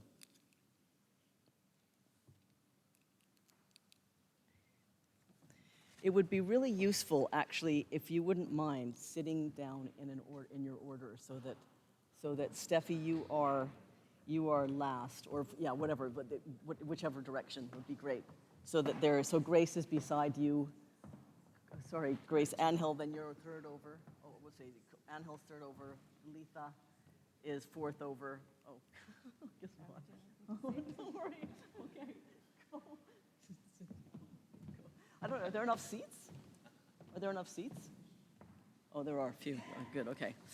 Okay. Great. Fantastic. So we are discussing today smallholders and whether economic conditions have improved for smallholders and also startups. And the interesting part about startups is that startups have actually increased quite dramatically over the last decade. In fact, exponentially 34 times, in fact, over the last decade. And we'll go into more of that. But smallholders, that is a very interesting component to see how much economic conditions have improved for smallholders. So before we begin, could each of you please introduce yourselves and give your names? We'll go from Steffi, do you want to start? And we'll just go down the line. Yes, thanks, Susan. And nice to be here. I'm Steffi, I come from Namibia, and I work for Grounded, which is a company that partners with and invests into agro-processors in East Africa and Southern Africa.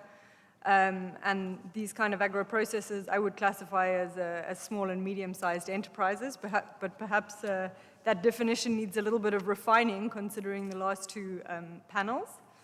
But these are really leverage points, I think, to access and to work with smallholder farmers across the continent.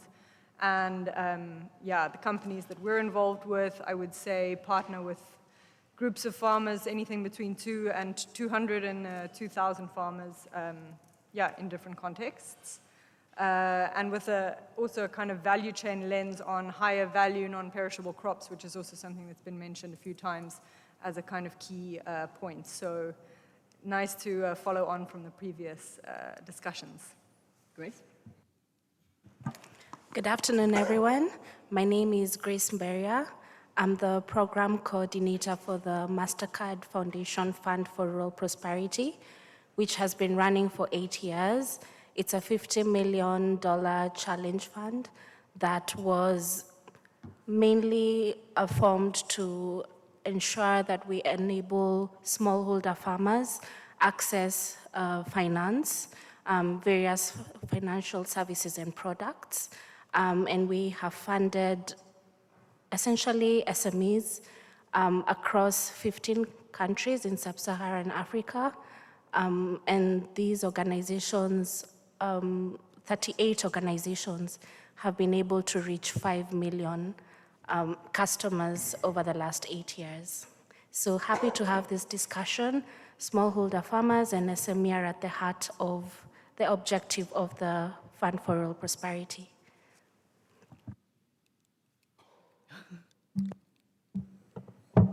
Good afternoon. Mukhale Sivupetsa, the head of agriculture in the Western Cape.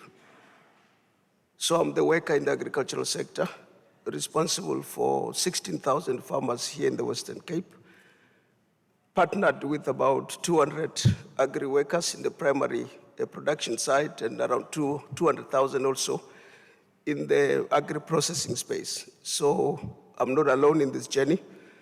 Responsible obviously for 17% of the workforce in this province and 11% of the GDP. I would like to refer to myself as the worker of the farmers. So that's what I do, and I'm excited to be here. Thank you. Good afternoon, everyone. My name is Lita Maginga. I am the CEO of the Agricultural Research Council. This is South Africa's science council that specializes in agriculture. We have programs across the sector from a research and development as well as technology transfer perspective, both animal science related work, crop science related work, as well as within natural resource management and sustainability perspective. We also host a number of national public goods assets like gene banks for different commodities, which assist us, of course, in working, for crop improvement, animal improvement, and also for dealing with biosecurity issues using some of these collections. Of course, while we have a national footprint and all our facilities are within the country, we do our work with partners across the world. We have a lot of partnerships within and outside the borders of this country, and we have a number of programs which we have been able to achieve through partnerships, particularly within the African region. And I'm pleased to be here today. Thank you. Thank you. Good afternoon, everybody. David Neft. I am responsible for projects at CASIDRA. CASIDRA is the Cape Agency for Sustainable Integrated Rural Development. So we are basically a public entity of the Western Cape government, and we resort under the Department of Agriculture. The Minister of Agriculture is our shareholder, 100% shareholder. And what we focus on is support to smallholder farmers through the commodity approach. So we basically, the funds that comes from national to the Department of Agriculture comes to CASIDRA, and we then implement projects across the commodities supporting smallholder farmers. We also work with other departments, DDAT and DEF, National Environmental Affairs Department, where we do alien clearing in some of the parts here along the Burke River. So yes, we are primarily supporting smallholder farmers at this stage. Thank you. Okay. Angel? Hello, good afternoon. My name is Angel Abelleira. I'm the Trade and Economic Advisor at the EU delegation to South Africa. As part of the Team Europe and with the 27 member states, our European Business Community and the DFI, European DFI, we are working together with Africa. We are supporting the African Union in the implementation of the Continental Free Trade Agreement and we are still implementing our regional agreement under the IPA, the Economic Partnership Agreements.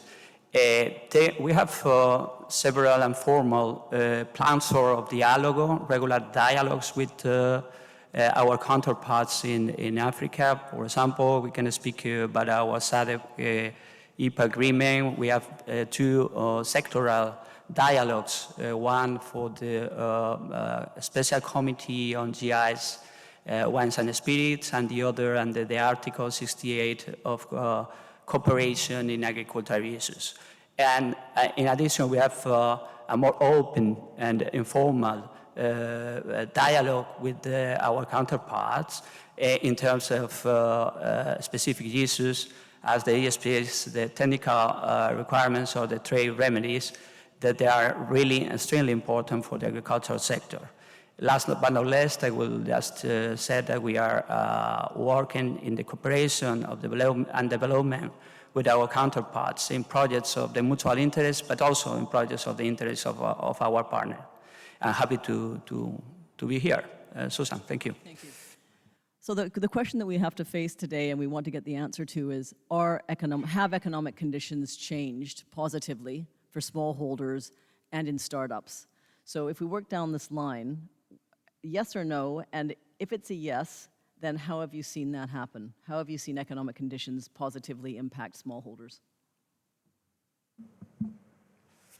Yeah, I think unfortunately to talk to smallholders and whether the economic conditions have improved significantly over the last while, the easy answer is no, not particularly. In general, maybe you see some improved yields, but those come at higher marginal costs.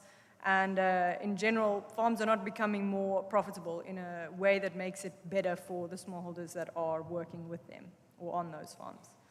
I think where you do see economic conditions improving and where they can change is when we're looking at a shift and a scaling away from smallholder farming in general. So we're all looking at smallholder farms and considering whether or not these economic conditions will change by addressing specific features of that production system, access to inputs, training, etc. But very seldom do people look at the nature of the system itself and how well suited that is to real economic improvements for the individuals who are involved. So I think yeah, in few cases where farmers are able to scale away from a smallholder situation towards something that's a little bit more viable and more economically lucrative, their conditions are improving, and that is happening, but in the minority across the continent, I would say.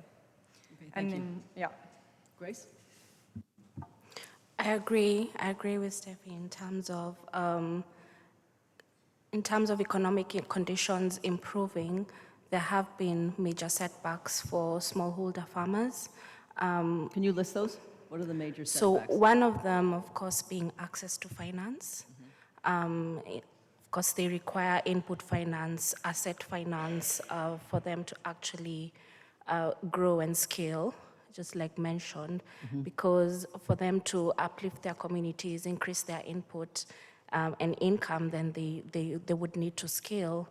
Of course, the COVID-19 pandemic had a great impact on smallholder farmers, where they were forced to, say, divert some of the money they were receiving from their farming activities into survival, into acquiring food, probably not being able then to reinvest into their businesses and into their farming activities. And we have seen maybe cases where there has been some level of improvement. For instance, where regulations are sort of aligned to the needs of smallholder farmers through subsidies for some of them, and also where they join outgrower schemes such that their output is, in terms of sale of their output, is assured. But that is not to the scale that we would expect or want to see. Okay. Yeah. Thank you very much. I, I want to argue that it's probably not at the rate we would like to see it, but I think the conditions are improving. In the Western Cape, one of the values is that of data and evidence. In the last 10 years, we have conducted 2 separate studies that looks at the extent to which conditions for smallholder farmers has been improving.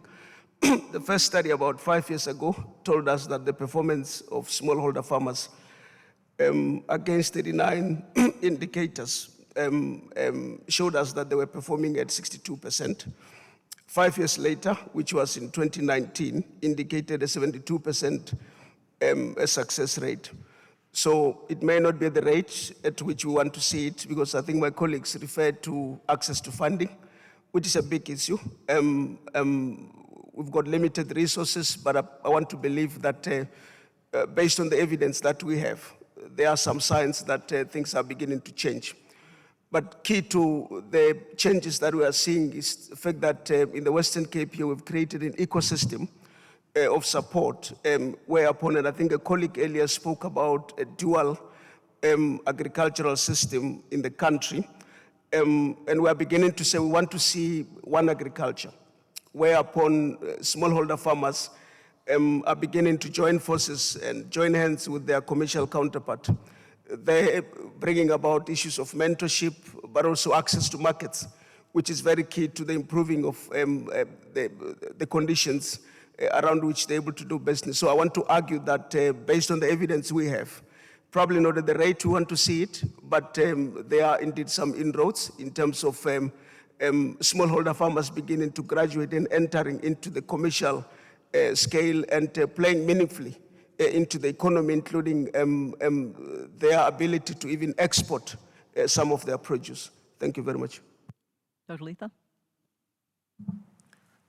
So I think we should perhaps agree that whenever we experience serious economic challenges, usually the smallholders take more of the brunt. And where we are in terms of our economic challenges now, I think the common language is that we are beginning to see some recovery from a seriously challenging period, particularly brought upon us by the last couple of years of lockdowns and COVID, etc., where the agricultural sector as well was affected, and a number of people were actually very specific about some of the challenges that in this country specifically were visited upon by the lockdown period. A number of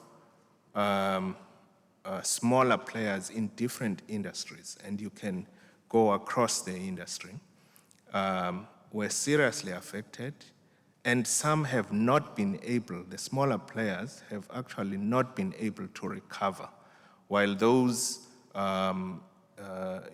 are more established, larger players were able to recover and regain some of the footing. The smaller players across the different industries have not been able to recover.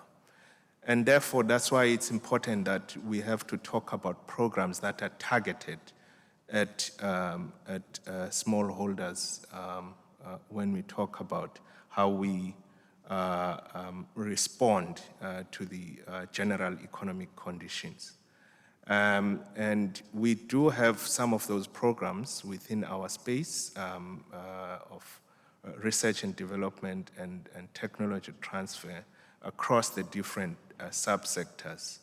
One program I can mention with the limited time we have, for instance, in the livestock area is a program we call Kauna Homoyati, Kauna Fatsoyati Homo, KYD, let me just say, for short. But it's an animal improvement scheme that is implemented by the ARC that looks at herd and improved herd management and also facilitates market access for these smaller players. We have about 12,000 farmers participating in this scheme. And this actually takes, for a small farmer, the most important market is the local market. While it's important to have access to the export markets as well, but to facilitate market access, you have to secure the more localized market for the smaller players because of all the bureaucracy that goes with export markets, which we are all familiar with. So would you say then that economic conditions have not improved also? Well, I don't think... In a stark yes or no, would you say no, but they are slowly improving? The economic conditions are improving. Yeah. But what I'm talking about is then what that means for the small player. Yeah. Yeah. So we have also, if I briefly talk about the crop space, we have over the years more than 150 or so technologies that we have made available for the agricultural sector, and some which are targeted at smallholder farmers. Okay. And we do quite a lot of capacity development initiatives. Okay. And we have some of our partners today in the room that we work with in terms of facilitating skills development within the sector in order to assist our farmers to respond to the unfavorable conditions within the sector. Okay, thank you. David, what about you? What's your view? Yes, just shortly, from our side, so Casidra managed 2 farms on behalf of Public Works that is contracted to the Department of Agriculture. So in a sense, we experience firsthand what it is to manage a farm on a day-to-day basis. And I want to answer your question by saying yes and no, if I'm allowed. Yeah. Yes or no, because I think I would say no, because the external factors impacting smallholder farmers, while the commercial farmers may have the capacity to actually deal with the issues of the increase in diesel prices, for instance, impacting farms, electricity costs, the issue of water, the cost of fertilizers, that's all issues, external factors that is impacting our farmers at the moment that makes it difficult for them to survive.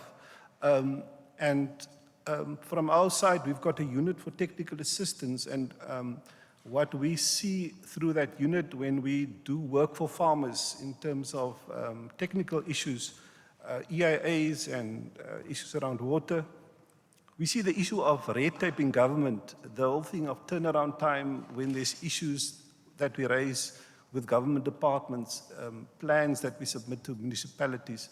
So I think there's a major challenge in terms of government departments not coming to the party to support our smallholder farmers. I would say critical is the 3 excesses. I would say the access to, firstly, finance, and we've had a lot of discussions earlier on supporting smallholder farmers. So I think we need to think creatively, how can we support smallholder farmers? Secondly, access specifically to technical support in mentorship for smallholder farmers.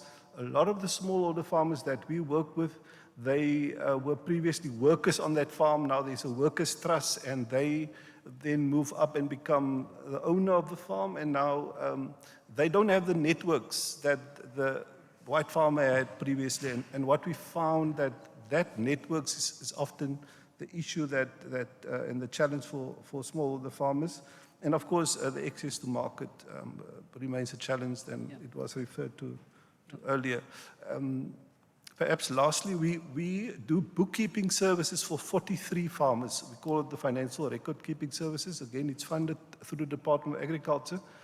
But what we discovered in that program is the level of financial literacy that farmers not being able to read and understand the numbers, and that remains a challenge for farmers if they want to grow a profitable business.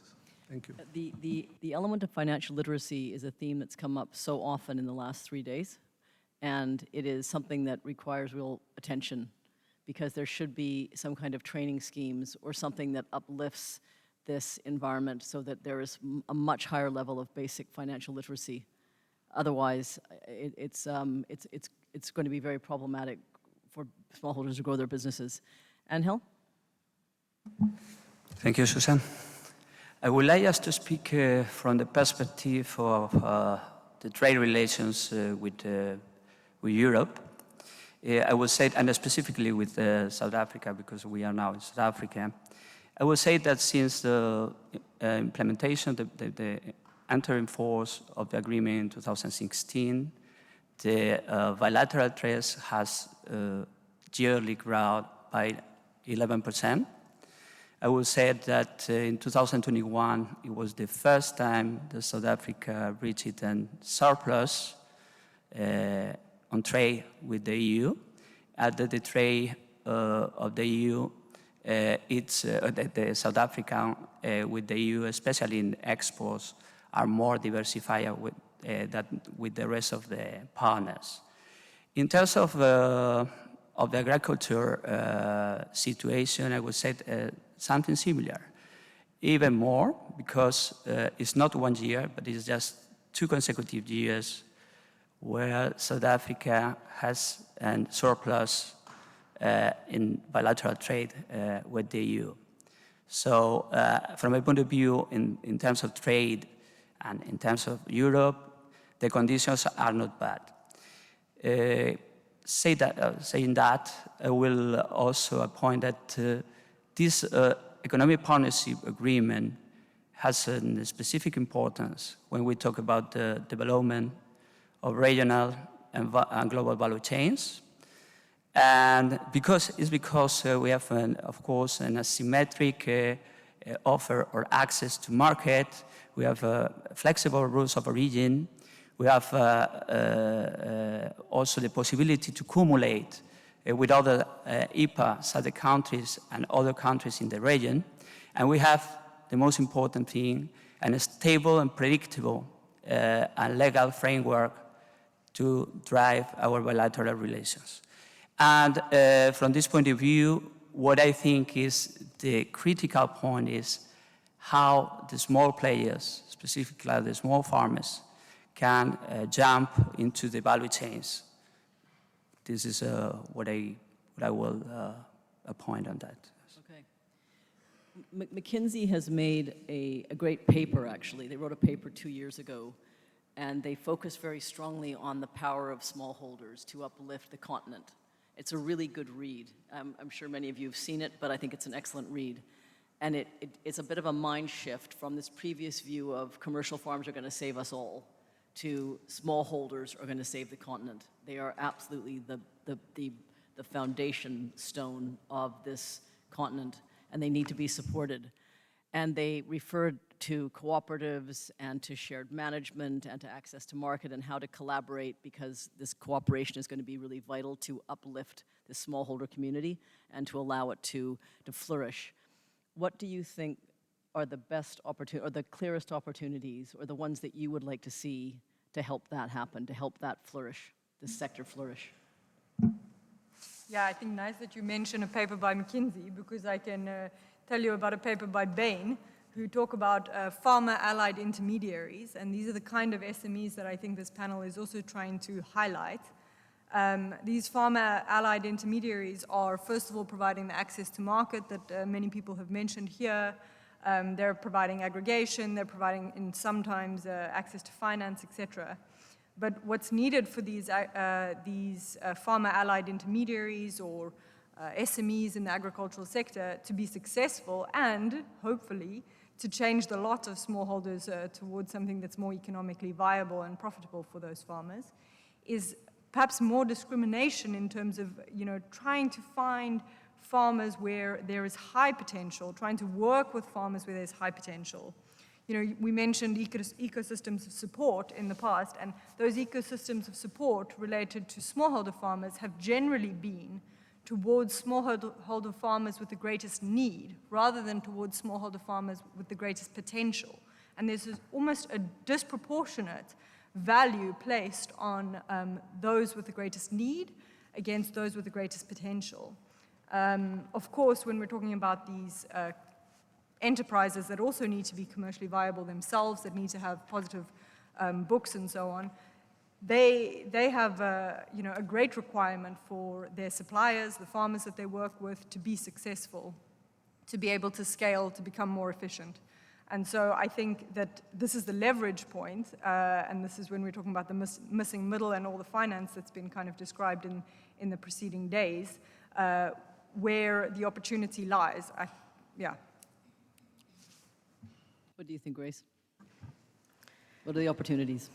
So in terms of the opportunities for smallholder farmers, it starts by looking at also what are their challenges, what are they facing in terms of access to inputs, access to assets, for them to actually then be able to pivot and grow and scale the farming activities that sustain them, essentially.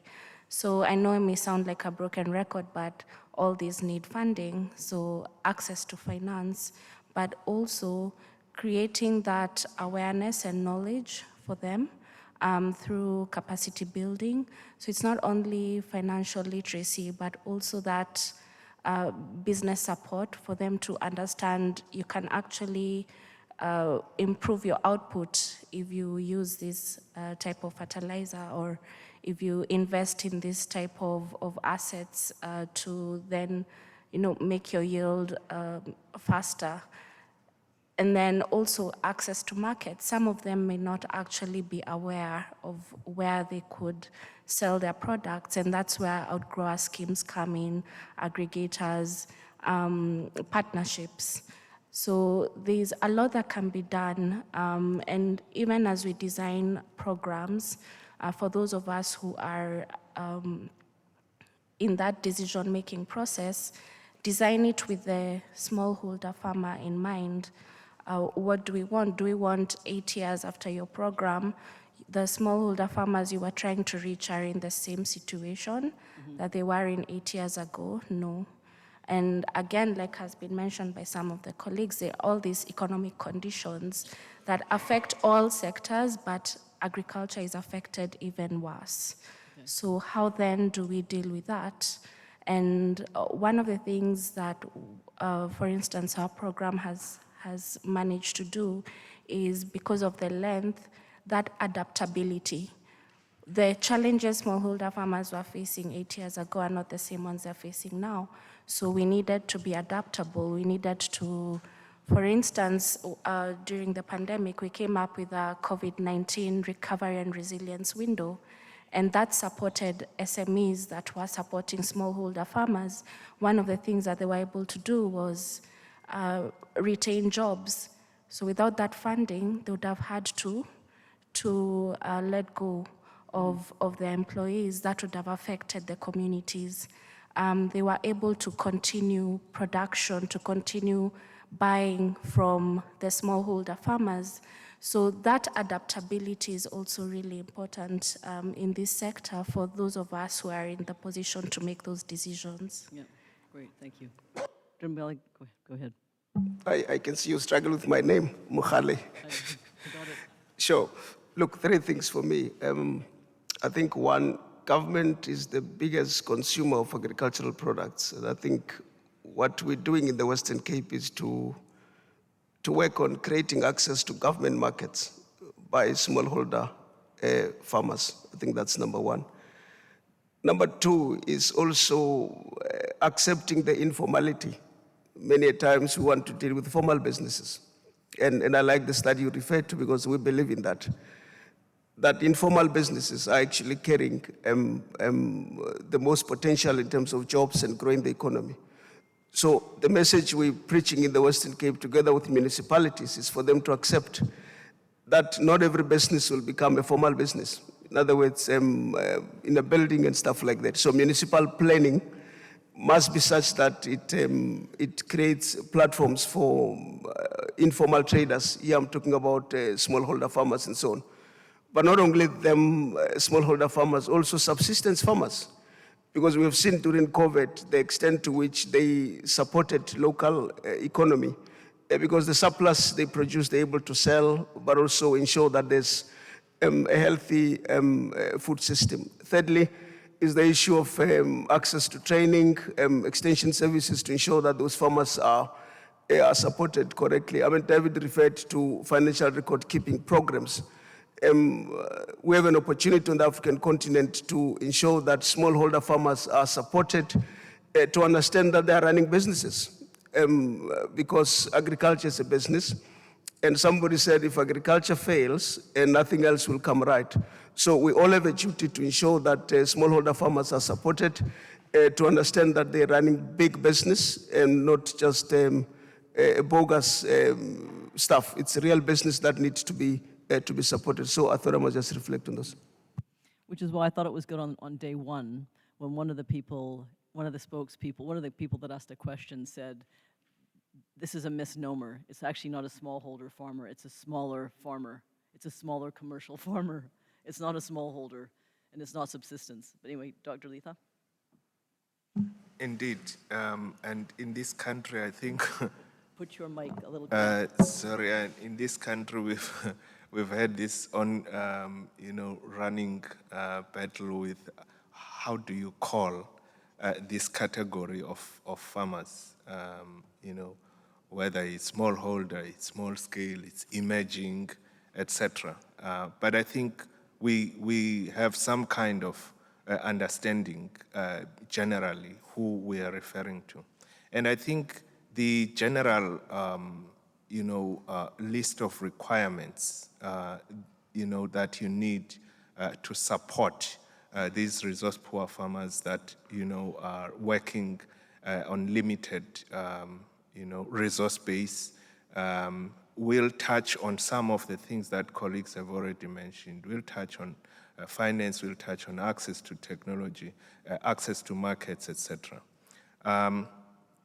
But I think what is important is how do you structure these important support elements in order to respond directly to the needs of this small-scale farmer. We know that in South Africa, we always refer to all the high-level targets, for instance, that we have in the National Development Plan, that this is where we would like to be by 2030. And we have this specific chapter that is in the National Development Plan that talks to agriculture. And most recently, there is the Agriculture and Agro-Processing Master Plan, which is a negotiated framework that brings together different stakeholders to talk about, again, where should we be focusing, where should the greatest investments be going within the sector. And for me, what I think is more important coming out of that, master plan is considering the policy bottlenecks that need to be unlocked in order to grow the sector for the benefit of the sector, including the small-scale farmers. For instance, I think some in the room may be familiar, for instance, with the work that's been done by the International Food Policy Research Institute for many years, ASTI, Agricultural Science and Technology Indicators, which is focused in middle and low-income countries which shows that those countries that over the years have been investing in science and research development have actually managed to increase productivity in agriculture over the years. Mm-hmm. So again, those are decisions that are influenced then from a policy perspective. We know a number of countries, within the continent still haven't been able to catch up with the commitments made within CADAP and the Malabo Declaration specifically that said, then this is where we are supposed to be in terms of investing within the sector. So for me, even if you do say then this is what you need to support these the smallholder farmers, how do you then create that environment that's going to allow them to be able to access all these elements of support that we talk about?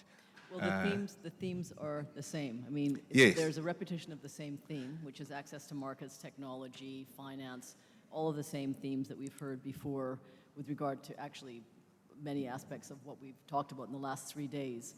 And having the master plan, referring to a master plan, I think is really very applicable. And whether or not there should be or could be deadlines that you move towards, because when you've got a focused deadline, then you know whether you have made it or not. You understand whether you have failed or not. And if you failed, and it's a realistic deadline, then you've got to understand why you failed and how you can improve the next time when you reset your deadline. I think that without a deadline to actually transform or make changes, it's quite difficult to make changes because there's no immediacy. But David, go ahead. What's your view? What do you need to flourish? What's necessary to make smallholders I think without repeating what was said already, what we've seen, because we work across the commodities, is where there is a commodity organization or commodity is well organized, there is also support to smallholder farmers.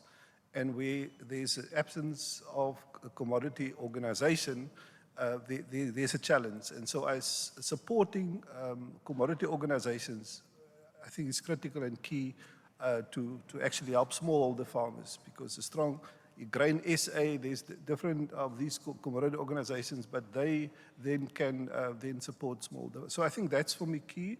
The other thing is intergovernmental cooperation around smallholder farmers, meaning provincial departments, municipalities, all agencies that works directly, indirectly with smallholder farmers. They should work together to expedite any issues that may exist and come up on How strong is the government support now for smallholders? How strong an underpinning? What are policies like? Do you find that the government is engaged with smallholders? No, definitely in the Western Cape. I think the HOD can perhaps speak to that. But Western Cape has stood out as being. Yeah, you've got extension services in place that support farmers. And so our teams work with extensions officers to support farmers where we need to deliver infrastructure or production inputs. Yeah. So that's in place. So I think the last thing that I would like to add, and perhaps this is something perhaps a bit off the normal line, is perhaps we need a logo or a brand for smallholder farmers that if I go to Pick n Pay and walk in and I say, here's the brand, by buying this, you support the smallholder farmer. And I don't know who's going to do it, but I think they're called influencers. but I think there's a need. You need influencers, I'm serious. There's a need for, for the general public to buy into the idea of supporting our smallholder farmers, because that can perhaps make a dream come true for some of them. Yeah, absolutely. Angel? Thank you, Susan. I regret not to be original because everybody has spoken before. But yes, I will repeat some of the things, especially when we see these big agreements that really they are far from the farmers. What I can see, and it's true, is that many times the sectors are really atomized, and the small and also the small farmers. So and this is also a lack of capacity many times in the departments at the provincial level, at the national level. So I agree with what was told before, that is needed to enhance, to create, to strengthen I think, sectoral organizations that can put all these small farmers together and explain the administration at the local, national level what are the real needed to access to the external markets and to take advantage of the value chains. Thank you. Okay, so I want to just sum up what I think the message is, because I think a summation is really important. And actually, there is a lot of repetition of the same theme, which is really helpful because it shows you that this is embedded in this entire sector. But we probably all agree here that smallholders have taken the brunt of economic challenges that we faced in the last 3 years, actually not 2 years, that there is starting to be a recovery, although it's quite slow and painful, but there is some recovery. The programs that are in place have got to be targeted, and the issues that are faced by smallholders tend to be the same. But one thing that stood out, and I mean access to markets, access to technology, mentoring, which is a really good one, and technical support, et cetera. Access to finance being, I think, primary. But also the financial literacy point is a really important one because it is one that knowledge is power.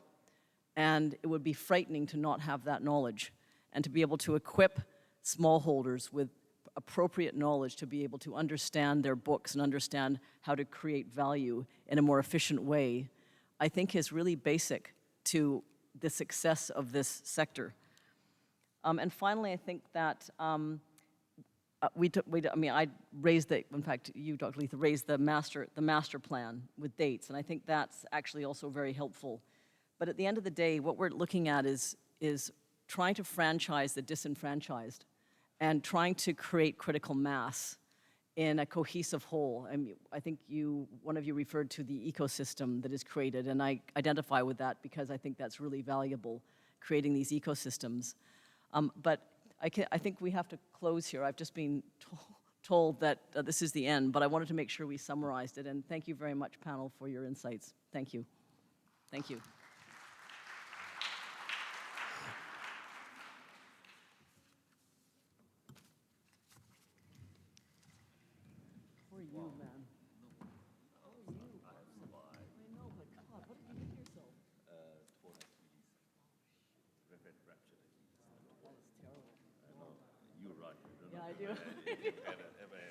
No, I haven't. I'm trying to. I just hope it never happens. I ski a lot too. I hope it doesn't ever happen. Oh my goodness. Thank you again. Let us give them a very, very big hand.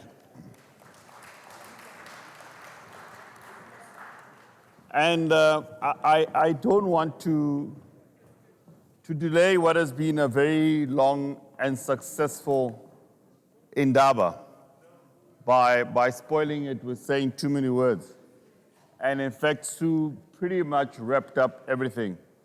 I think, Sue, the only point that I might have caught on there, which didn't quite come up with, is this issue of supporting the sort of leading agri-entrepreneurs and use them sort of as your champions to pull others through so that you get a sort of a bigger value for buck by supporting those leading champion agri-entrepreneurs. I think, guys, it's well worth giving the organizers of this event a very, very big hand. If we can just give them a very, very big hand.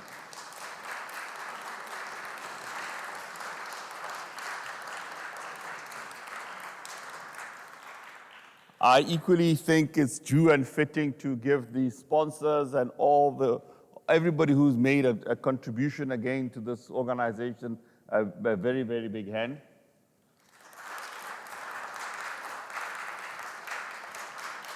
And last but not least, I would like you to thank yourselves for taking the time and the opportunity to come and supporting this initiative.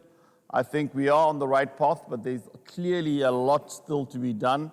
But if you don't talk about it, if you don't think about it, and certainly if you don't plan for it, nothing will happen. So let's keep on this path, and we shall succeed in time to come. Let's leave our own legacy and our own footprint with success in the market and developing our people. Smallholder farmers are the future of Africa. We all recognize that. Now let us find a way to get them off the ground, supported, and them making a contribution. Thank you very much, and hope you've enjoyed it. Great.